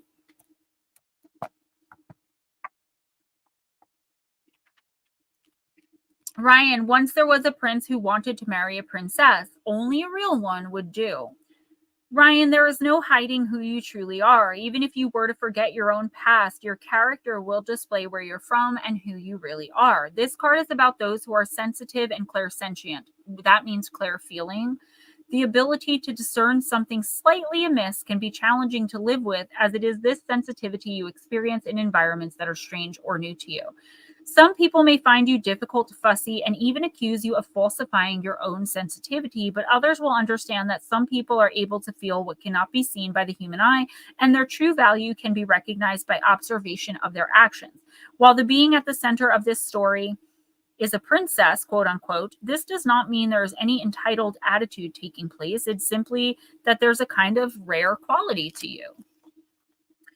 Some will deny this and others will recognize it and value you for who you really are. Your life's not always going to be easy, feeling so much so easily. It could be difficult for you and often for those around you. But when this trait is worked with well, Ryan, when you can use this ability to feel and sense what's around you, it can be of great value and it can lead to great strength. So you must learn to work with your own sensitivity and to harness its power for the good of others and to deal with the hypersensitivity in ways that are helpful for you too. You cannot pretend to be other than what or who you are. Others will always find you out. So Ryan, no more pretenses. Come out into the open with who you truly are, what you can sense, what you can feel, and how you know what you know, and be authentic about it. It's already known who you truly are. Your incredible sensitivity will be revealed even when you're asleep. No matter how much the disturbance is hidden from you, you will feel it out. Such awareness must be learned to live with, else it could haunt you, and you must find others like yourself to be amongst. The layers cannot cover who you are. There's no mask you can wear. There's no place you can go where you will feel differently. You just simply are who you are, and beneath the layers, the P will find its way into your skin, PEA, and bruise you very deeply. So you have empathic qualities, you have sensory talents and skills, you can feel your way through life, your feelings are trustworthy, you need to create a safe and comfortable oasis, trust your senses, all 6 of them, others will love your true self, you are highly sensitive at present. I don't feel it's just at present, I do feel so many of you guys, most if not all of you, have some sort of extrasensory ability. Ryan, I feel like what this is saying is you're going to meet people more often than a normal person would, and I use that term loosely for lack of a better word, that you just don't vibe with. Like you just don't feel right around them. And I feel like that can be really confusing. When you're with 3 of your best friends, like the best friends of your life, they're like siblings to you, and they're all happy with this new guy, Bob, and you for some reason just get the ick from Bob immediately. That can be uncomfortable, and that can be really confusing because you want to go along with your best friends, you love them, but you for some reason just about this guy, and it turns out that you're right. Ryan, I feel like sometimes you don't accurately represent Jules, you're coming up, honey.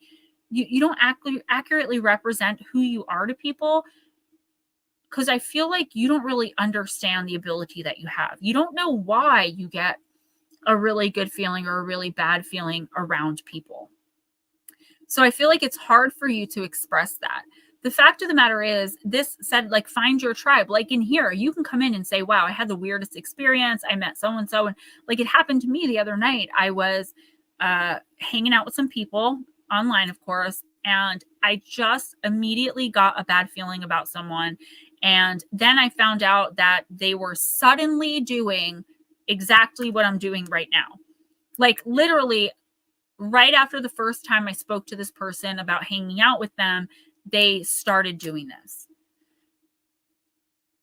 That ticked me off, but that's probably why I immediately got the vibe that I didn't really care for them.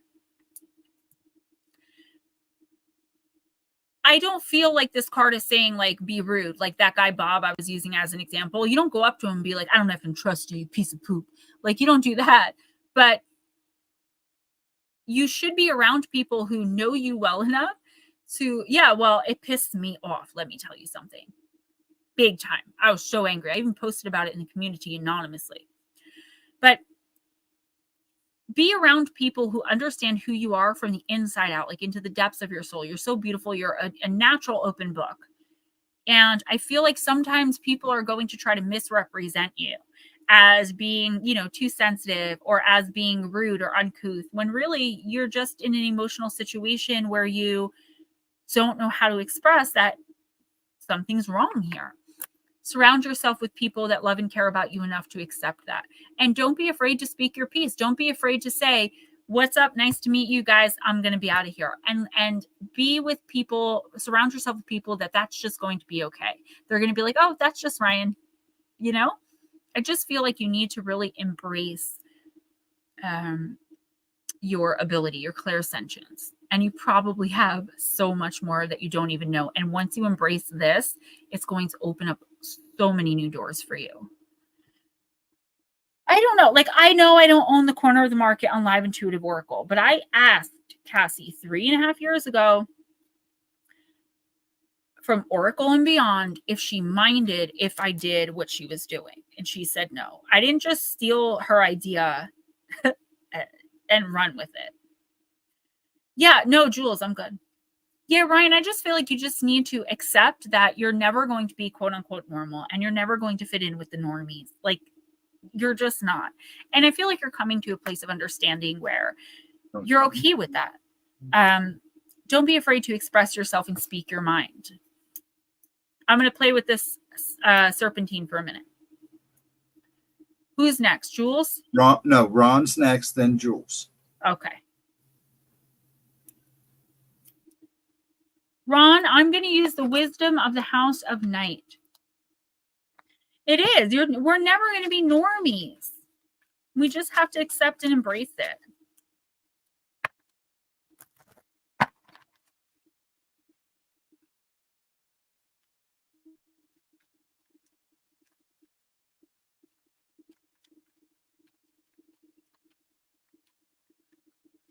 Is Ron here? Ron Forrest Jr., please let us know you're here, honey. Yes, he's here. He is here. Okay, He got said it. he was here. I just didn't get to you fast enough. That's okay. You got card number 16, the card of invisible. I got you, Ron. Ron, sometimes you may feel like you don't fit in, as if you are invisible to others. As your goddess, I see you, I know you, and I believe in you. Know that not everyone has the ability to recognize you fully. This is almost the same thing I just said to Ryan, just worded differently. And that perhaps they are so caught up in their own stories that they can't see you. It's okay, because those who can see you are the important companions on your path to finding your magic.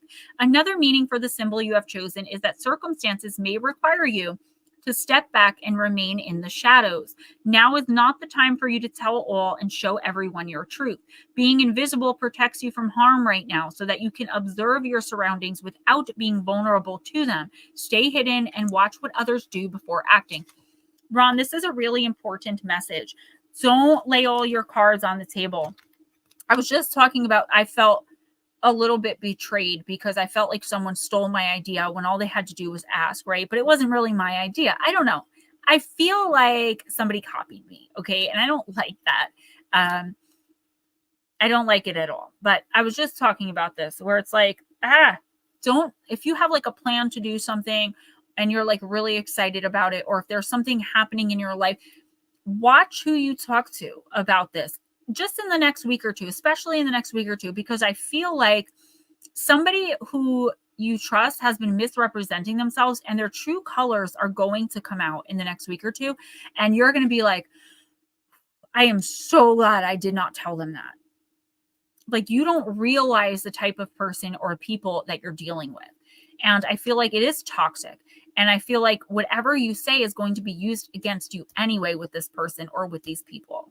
Keep it to yourself, even if it's a major success. And I know that sucks. I know that it sucks when you can't express your happiness and your excitement over your success. It's a heartbreaking feeling.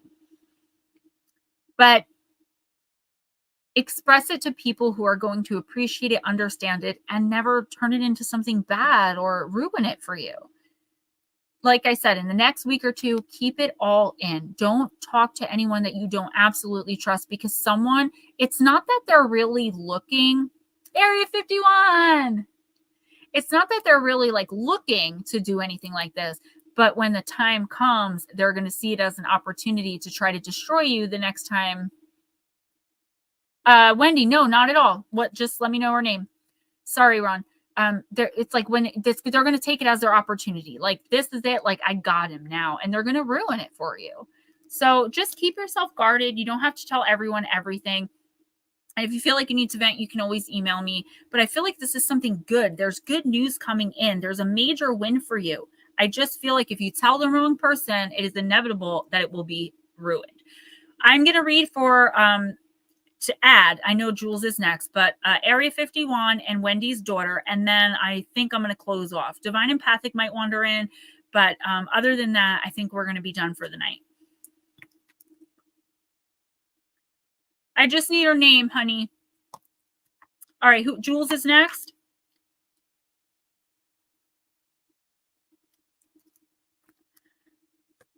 Yep, denial is not just the river in Egypt. Ron, you are so welcome. And thank you for all of the love and support. You've been really awesome, Jesus, since I met you. And I just want you to know that I see you. I appreciate you. And you deserve love and respect just as much as anyone else does. And you deserve to receive the energy that you give. Okay? If someone's not matching your energy, it's time to, I would never say just leave, whether it's a relationship, a friendship, whatever, but it's time to start thinking about your future and your future happiness and your future life. If you can't even talk to someone about a major success that excites you because you're afraid it's going to be ruined and or used against you, it's time to start thinking about where you're going to be in 5 years, in 10 years. How much of your time are you going to waste? I feel like when I connect to energy, I feel what people are feeling in the moment. Latro, better late than pregnant. I mean, never. Jules, I got you. Let's see what's up. Guys, please don't forget to donate to PayPal or Cash App. This is how I make a living. If y'all have it, you know, I know most of you always do when you have it. $5, it doesn't matter what it is. Every little bit helps. All right, card number 9, Thonia of the Earth. Stability. Jules, what a good card.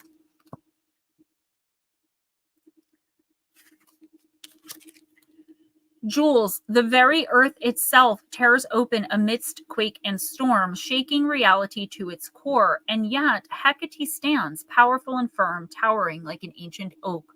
We can tap into these powers of stability and steadfastness, calling upon Hecate for protection and empowerment. And it is here where we may face our worst fears or discover our deepest potential. But as in all things, we must prove our mettle in the face of the unknown that lurks beneath. Be sure-footed and certain on your path. I don't feel like there's much confusion in you regarding a particular situation. I feel as though, Jules, you're like one step before stepping into your power. It's just you're unsure. You're unsure which way to go because you've tried many times.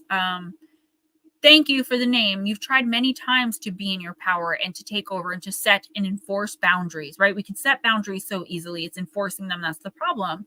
Ron, I know you do, and I appreciate you. Jules, I feel like you're on the precipice of really living your life for you and understanding that all the pain and all the trauma and all the BS means absolutely nothing to the woman you are today. The universe wants you to take that final step and take it confidently and courageously. There should be nothing and no one holding you back right now aside from you.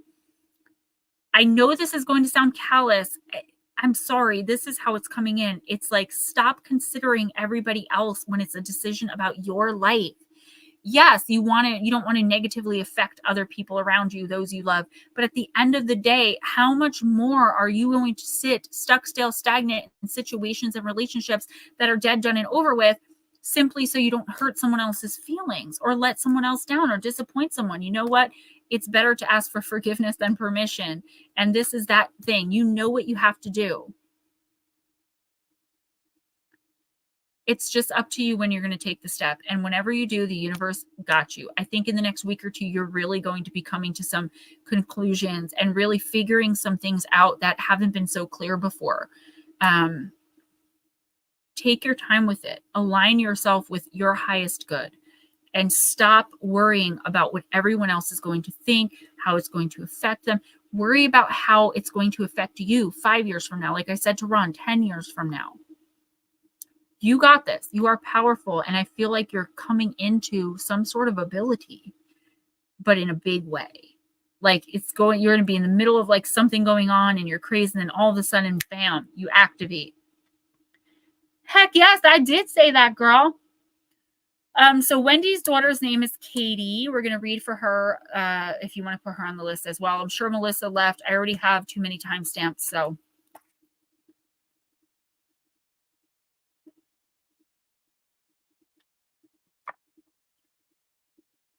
Go ahead and do her, and then are you going to do Juan and Latro? If Latro wants one. Okay. All right, Miss Katie, I'm going to use, by the way, welcome. I'm going to use Deep, Dark, and Dangerous. I am. You know what it is? I get drained. You know, it's a lot. And even though I ate 2 hot dogs, 10 tater tots, a whole bowl of watermelon, and potato salad, I'm starving. Hose water. Dead balls. I know what TBA means. I know it. You're so welcome, Wendy. Thank you for coming in. It's you supporting me that makes me able to do this. So I definitely appreciate it. I only ask if you can to subscribe to my channel, please. I could really use the subscribers. All right, Miss Katie, let's see what's going on here for the next 2 weeks of your life, girl. Sheila Nagy, card number 39. Dangerous. It's a bit graphic, but there's no cussing or anything. So it's the card of boundary. And it's a good card, actually. 39. 36, 39. Here she is. Katie, put up your boundary and only let through what will benefit you. Paradoxically, a boundary gives you freedom. Clear your home from negative energy. So sage, okay? Be proud of the things you've achieved. Do not compare yourself to others. Harm none and do what you will. If you're going through a gateway event, like a birthday or a life event, like birth or marriage, ask her, Sheila Nagy, for protection. When walking around many ancient sacred sites in the United Kingdom, including church sites, every now and again you double take on an image carved in the mossy stones. What you see is an old woman, a crone-like figure, and she is happily lifting her skirts, and there revealed for all to see are her genitals. Say hello, says Sheila Nagy. Sheilas, as they are affectionately referred to, are depictions of the mighty crone who helps us protect our boundaries and allow joyous gateways to those we wish to let through. Sheila Nagy guards windows, gates, doors, and entrances of all kinds. Having a devotional practice that includes the protection of a new home is a wise idea. As Sheila Nagy is a protectress of gateways, that she proudly flashes her vulva. I'm sorry, in it being the primary gateway to all life. There is absolutely no shame in her nakedness, for she dances and looks you straight in the eye while she shows herself. Sheila shows us that there is no shame in our nakedness, and especially in our creative parts, and we should accept ourselves in our entirety without judgment. While there is some debate about the full function of her depiction on buildings, magical or otherwise, it is generally accepted that she serves as a protector, wildly scaring away evil spirits or enhancing fertility when she's carved into a birthing stone. Sheila Nagy is an old and powerful magical energy, and as such is very effective to work with should you need a little help with setting boundaries, or old or new. Her energy is joyous and, yes, absolutely a little wild, but there are no downsides to her vibe. Your plant companion is the cottage rose, and your crystal companion is green dioptase. And I don't know what green dioptase is. I probably have some. So, Katie, Wendy, I don't know what you do in your personal life. I'm just going to quickly say that if you're doing something where you could get pregnant, I wouldn't, because you could get pregnant. I'm seeing pregnancy. It could be a friend. It doesn't necessarily have to pertain to you, so don't freak out. But I do sense birth around you. So maybe it's like a sister or a friend, somebody, pretty close to you or whatever, could be announcing a pregnancy in the next couple of months. I say 3 months time, expect that. As for you, don't do those things. Wendy's pregnant. Okay. I'm seeing pregnancy and I'm like, I got to tell this 16-year-old girl not to get pregnant. It's you. It's your pregnancy. Okay. Girl. Okay. That scared me. All right. So the pregnancy is kind of just letting me know that I'm on point then. Definitely dealing with yours. So didn't you say you were pregnant, Wendy? She's not pregnant? Okay, well, somebody is getting pregnant around here.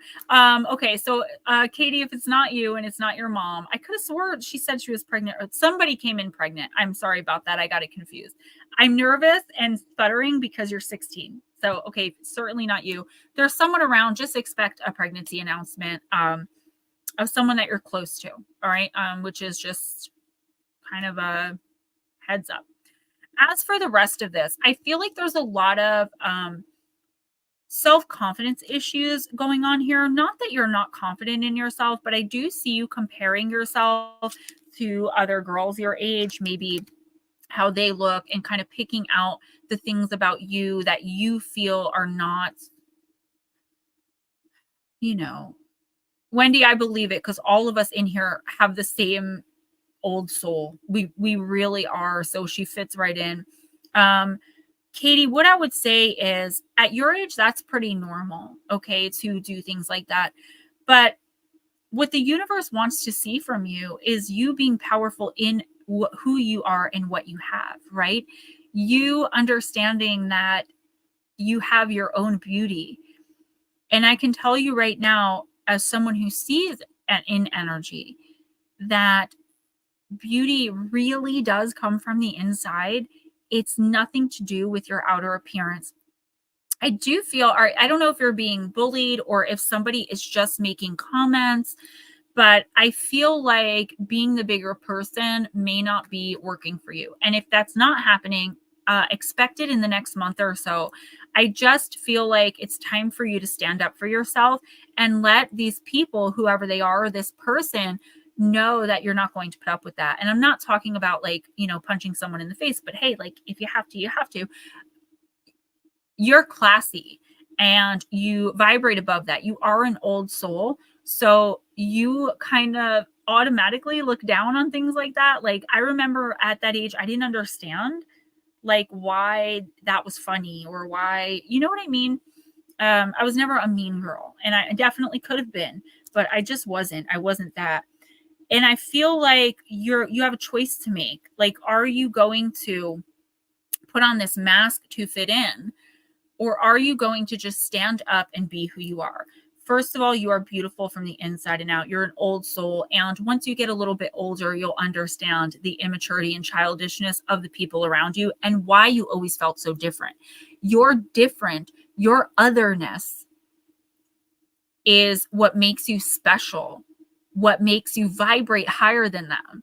So realizing it or not, you're already above them. And I don't mean that in a snobbish way, but I do a little bit, because I feel like even if you were to wear the mask and try to fit in, it's not going to work for very long, because you have boundaries, you have standards, right? So I would say don't even bother. I would say stand up for yourself and accept yourself for who you are and how you are. And I know that's so much easier said than done, especially like you're in high school, right?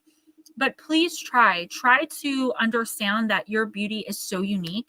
And even not knowing what you look like, just seeing the inside of your energy and imagining it, you're already far more advanced and far above these girls. It is girls. There could be some guys in there too. I'm just seeing mean girls. It's time. Yeah. Fitting in is just lying about your own truth. Please don't do that. Have the courage. The universe wants to see you have the courage to stand up for yourself and for what's right, and to stop allowing other people's opinions, which are totally wrong. They're purposely trying to hurt you. You know, what's that? I'm rubber, you're glue, kind of that mentality. Do your best to detach from the situation. And if you have to tell someone off and get in their face, I'm sorry. I'm not encouraging this. I'm channeling. That might be what you have to do. And I'm not saying to be violent in any way, but I feel like someone is also looking up to you, like maybe looking to you for like protection or to be the one that finally stands up and says something. Honey, you have to take your mask off. You're always going to be who you are, no matter how hard you try not to be. I hope that made sense. That was a lot of channel. As far as the pregnancy, there is pregnancy around you somewhere. I don't know where, but it's coming in. Who's next? It's your thing. Do what you want to do. I can't tell ya who to sock it to. All right, Juan, I'm using Halloween. Skull cards come out every time. Let's see. Look who's on the bottom. My hair keeps sticking to my lip gloss. My lip gloss is popping. My lip gloss is cool. All the boys be jocking. They chase me at the school. Yeah, I had my first child when I was 16. Do not recommend. I love him more than life itself. That's my baby boy. But I wish I'd lived my life a little bit more. He's 24 now, but he'll always be. He towers over me, but he'll always be my baby. Kyle, if you're listening, mommy loves you.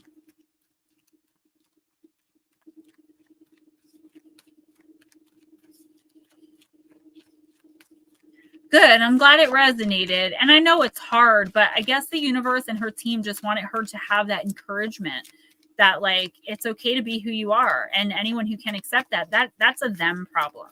And it really is. And as you get older, I think in a couple years, you're going to realize, like, wow, how dumb, like how just nonsensical all this is.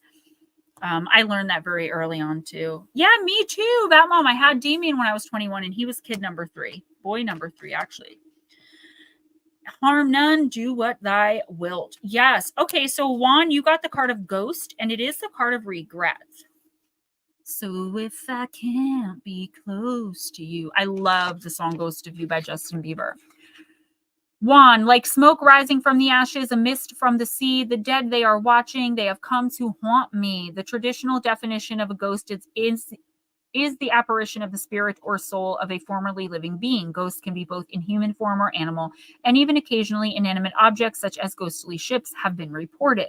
The belief in spirits and ghosts is extremely widespread across time and cultures, and different words such as spiritus, wraith, phantom, and shade have been used to refer to them. I actually never heard of shade. Latro, absolutely. I gained like 96 pounds, and within a week of him being born, I was back down to 115. Ghosts can be, I said that already. The concept of the haunted house, no, I didn't. Ghosts can be both people that we have known, ancestors, for example, who visit to assist us, our presences that are bound to a particular place because they have found it difficult to let go even after death.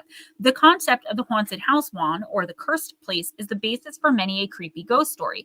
In fact, the most interesting ghost stories often involve a very angry or destructive spirit coming back to wreak its revenge after death. The Old Norse word for ghost has the same root as the word fury. It is said that the spirits that cannot let go of this world have a reason for this. Sometimes it's to warn the living, to guide them, but generally it is because they haven't finished their business here on the plane of the living. That's not true. They have regrets and they wish to resolve them. Should the ghost come gliding into your life during divination, it may indicate that you have some regrets to let go of. Holding grudges or regrets is burdensome work, and it weighs us down eventually. By taking action to free ourselves of these old burdens, we clear the way for more rightful and wise action for the future. We can begin to live again fully if we let go of what was and step into new possibilities.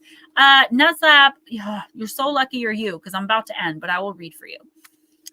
Area 51. So, yeah, you're definitely either dealing with or going to be dealing with some regret. But I do feel like it's because someone from the past or is like coming back into your life and making you feel this way, or something is coming up about your past. And I feel like you've already made peace either with this person, the situation, or whatever this is. But there's something here that's like reminding you of it, or someone maybe that's making you feel like guilt or shame or something like that. Listen, if you owe someone an amends, just make it. Whether they're going to accept your apology or not is a moot point. It's irrelevant. It's about you, just because you're you, absolutely. It's about you letting go of this burden and finally just dealing, like moving on from it. There's something here that like, it's one of those things that like when you think about it, you're like, ugh, and you have to immediately change your thought. It's time for you to either offer forgiveness, ask for forgiveness, but either way, you've got to walk away and just realize that everybody makes mistakes. Everyone has regrets. Living with regret over anything. It's not like you're sitting in the corner crying all day long because 10 years ago, you know, you broke up with someone for no reason or whatever, but it is starting to bother you. I feel like you can forgive without reconciling. And you can also, if the person won't give you forgiveness, find closure by at least asking for it. And I feel like that's kind of a simple reading, but it's true. There's something here that you just have to let go of, and there's no way to do it except to just do it. Ghost, I see you're shaking. We'll get done. We're going to do not slap, and then I swear no more after him. You got timestamps to do. I know. Okay. I only have 3, though, right? Yep. And okay. You got Latro, then do nut slap, and then we'll do your timestamps. Okay. I'm not going to accept anyone else coming in. Oh, you're fine. Latro, I'm going to use the Shaman's Dream.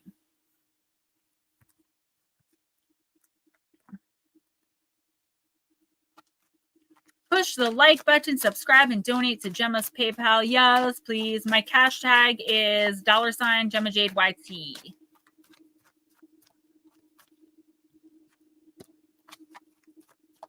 All right, Sir Genuine.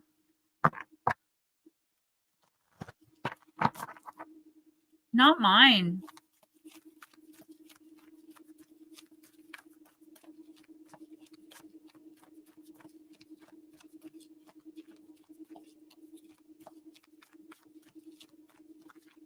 All right, come on, Spirit, for Latro. Hey.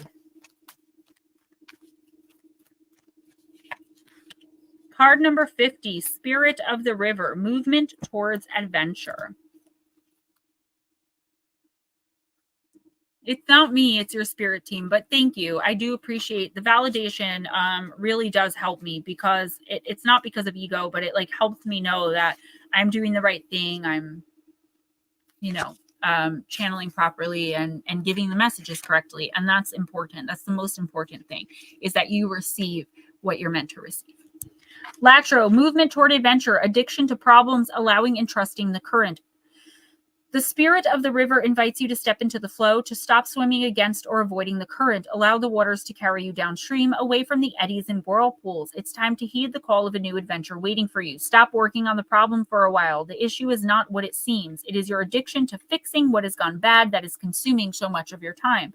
Work to create a greater good, and the bad will resolve itself on its own. There's nothing that you can accomplish with more efforting, as the situations in your life right now are subject to forces beyond your control. Recognize this, step back, and trust the flow. There is no loss of face or lack of honor or integrity. It is simply the way things are in this moment. When this card appears, Latro, it's time to say yes to the next leg of your journey. Your life is like a river, inevitably and inexorably flowing to the sea, which is your divine destination.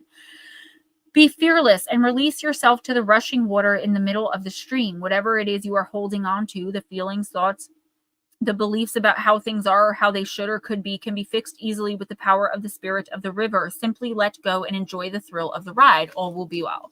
Yeah, I just feel like there's a situation that either you've been dealing with or that you are like you're about to start dealing with, where you feel like you've tried everything and nothing's working to like fix it, to make it better.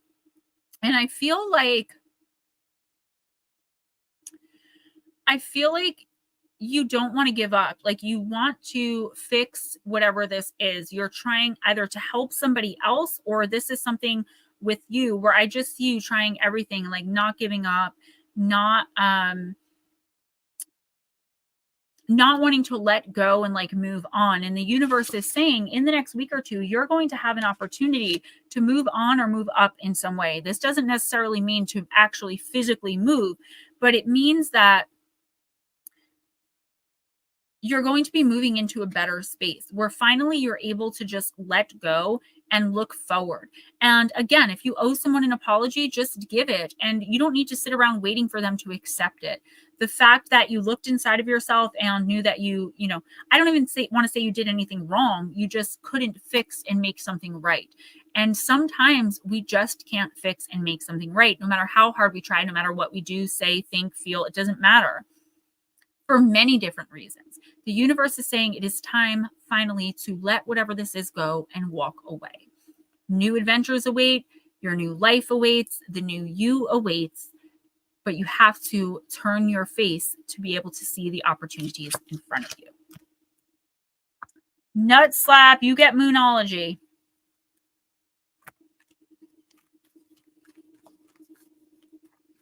Two negatives never make. I don't even know what's going on in chat because I'm trying to focus on the cards, but you guys are funny. All right, Sir Slap. Let's see. You know who didn't come in too? Nomeo. Oh, nice. Nice. Relevant to my stock market stuff. Thanks again. You're so welcome. Thank you. Full moon in Gemini. Nut slap. Embrace the flow of life.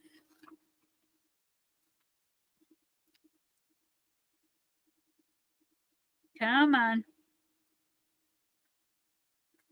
Netslap, are you a Taurus or a Gemini? Or am I completely off base? Come on. Netslap, have you been fast talking lately, or is someone trying to fast talk you? Your best bet could simply be to keep quiet for a while. You or someone else in this situation needs some space. Take a moment out of the constant carry on. Taking a moment out of the constant carry on will allow you to see what's going on. There's a tug of war between worrying about all of the details of how to solve your issue and taking a moment to get some more perspective. Let life flow. Gratitude will help. It's a good time to change your mind about someone or something. Strike a balance between talking rings around people and seeing what they have to teach you.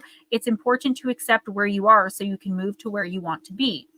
Your manifestation affirmation: I share kind, loving words with the people in my life. Yeah, definitely need to take a step back. I feel like the feeling that I got was like forceful. Like somebody's being very persistent and insistent with you about something that you just don't agree with. And it's like, you're okay with not agreeing, but the other person definitely not. I feel like maybe you're vibrating higher than this person. Y'all are not going to see eye to eye.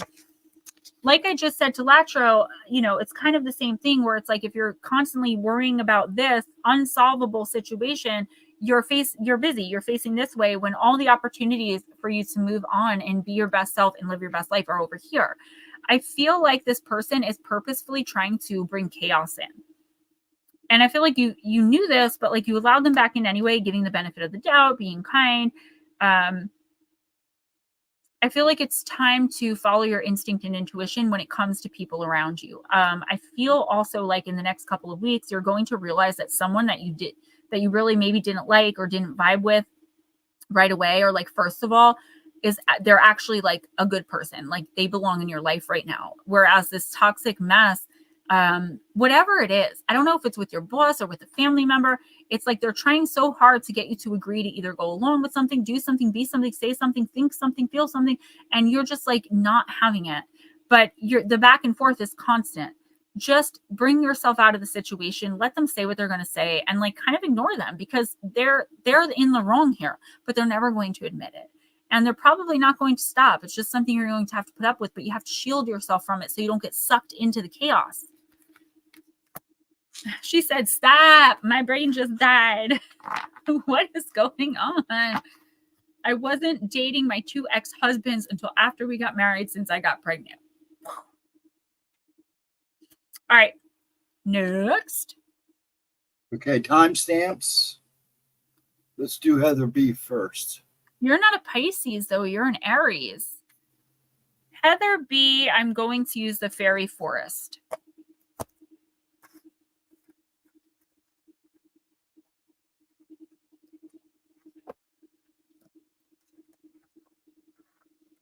Ah.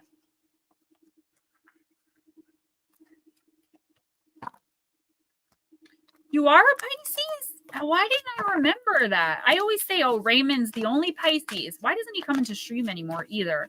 He's always in the comments, and I'm like, oh, we miss you in stream, but he never responds. I didn't know you were... What? Why didn't I get that? I think it's because you have a lot of confidence and like a lot of wit, and I didn't expect that, because the Pisces males that I know, and this is no offense to Pisces males, they're oftentimes very nondescript. They don't stand out to me because they're Pisces, they're aloof. But you do. You have very big energy. I would be interested to know what your moon and rising signs are. All right, Miss Heather. Whoa. Okay, these cards need to stop popping out in this way. I'm not going to take them.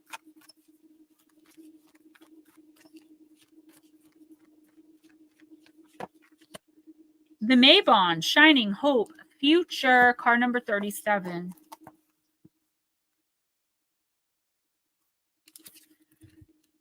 Heather, the Maybon is the child of the darkest moment, born when bright hope beckons you into a positive future, born out of what has seemed to be the most hopeless space you have ever been within. This card indicates that you are now thinking magically. What you think, what you are, manifests about you at all times. Now, with this new magical mindset, you begin to transform your life into one of delight and hopefulness, and to uplift your companions with your vibrant, positive energy. When we allow ourselves to shine, Heather, we become who we were always meant to be. And by example, we encourage others to become who they truly are.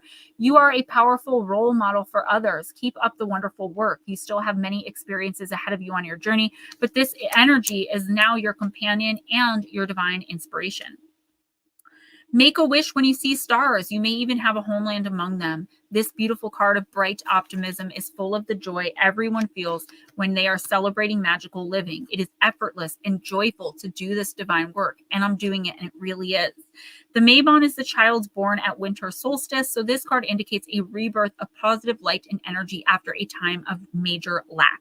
You are now about to receive great good fortune, Heather, and oh, how good the weight lifting off from your old self feels. So, Heather, I do feel like, not me personally, but this journey you're on, and, learning about spirituality and learning about ego and learning about, how to detach and be uncomfortable, everything that you're bringing into your spirit is making you grow and learn and change very quickly. And I feel like there are ideas you are latching onto and you're not letting go of. You have boundaries around them, and you have found a way, at least for the most part, to separate yourself from the trauma and toxicity. This is the universe saying, you have done well. You have stepped into your power, whether you want to acknowledge it or not. And you really should. You should acknowledge that you're in your power and nobody's going to mess with you. You're not taking any poop. And even if you don't feel that way, that is one of the things, you fake it until you make it. In the next week or two, I would say through the next 2 months, maybe by September, you are going to get an amazing opportunity, amazing news coming in. This is a great card. And it's going to be a way for you to either share what you know, as your abilities activate, which they will be doing in the next couple of weeks as well, or to move forward in some really toxic area of your life for once and for all without ever looking back. Who's next? Aunt Edna.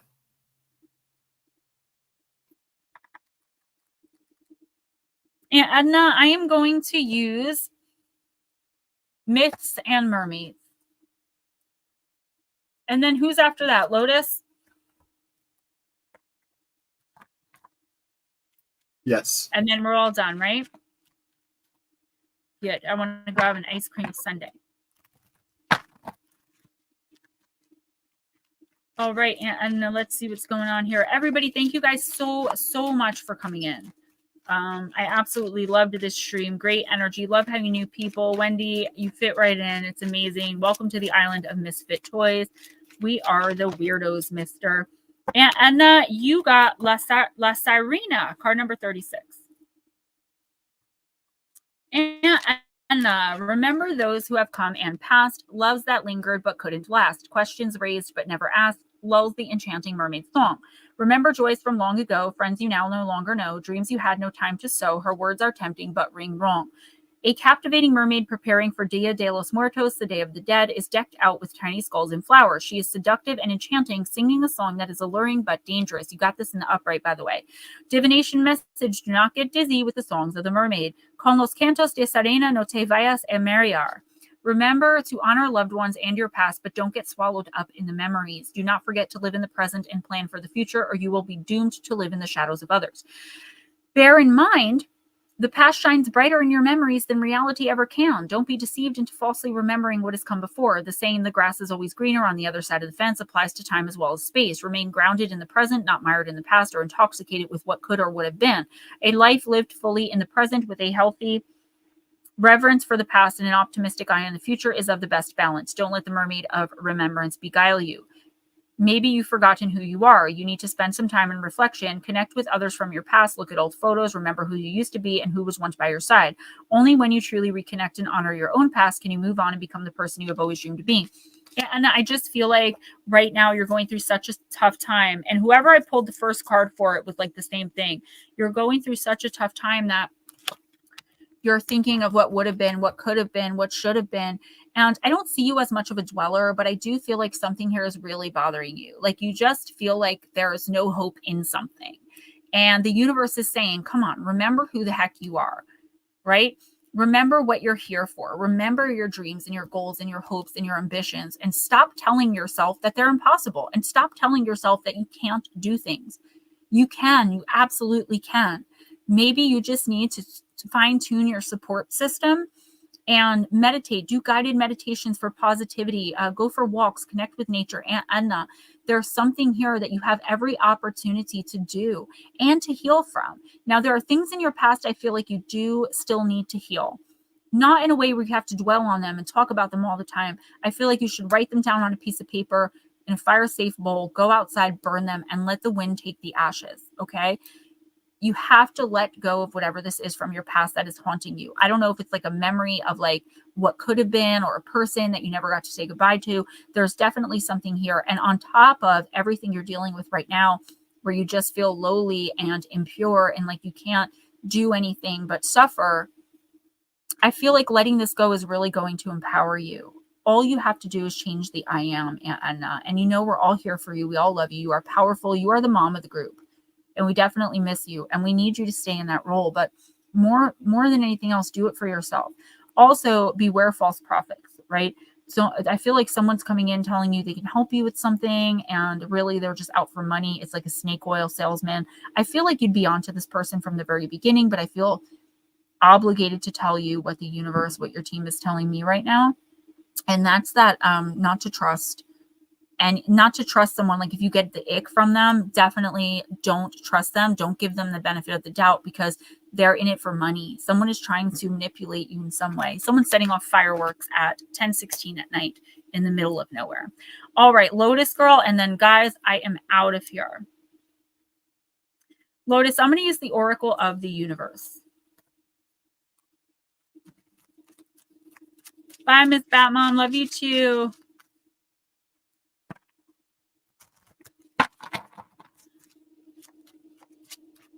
I have over 200 decks. I get obsessed. I have an addictive personality. I can't have one crystal necklace. I have to have 47. Oh, right, Miss Tennille. Nope, I guess that's not it.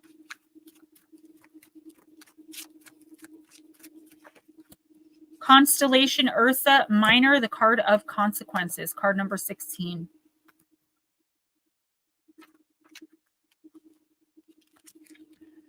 Lotus, everything is connected. Think things through. Do not rush your decision. Be patient. Be observant. Sometimes we only see a part of the full picture. Today has consequences. Choose carefully.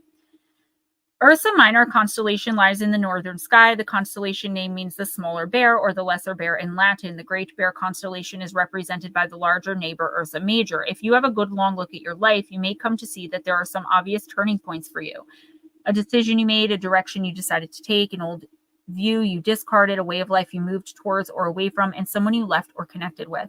You can see the consequences, the web, the links in the chain.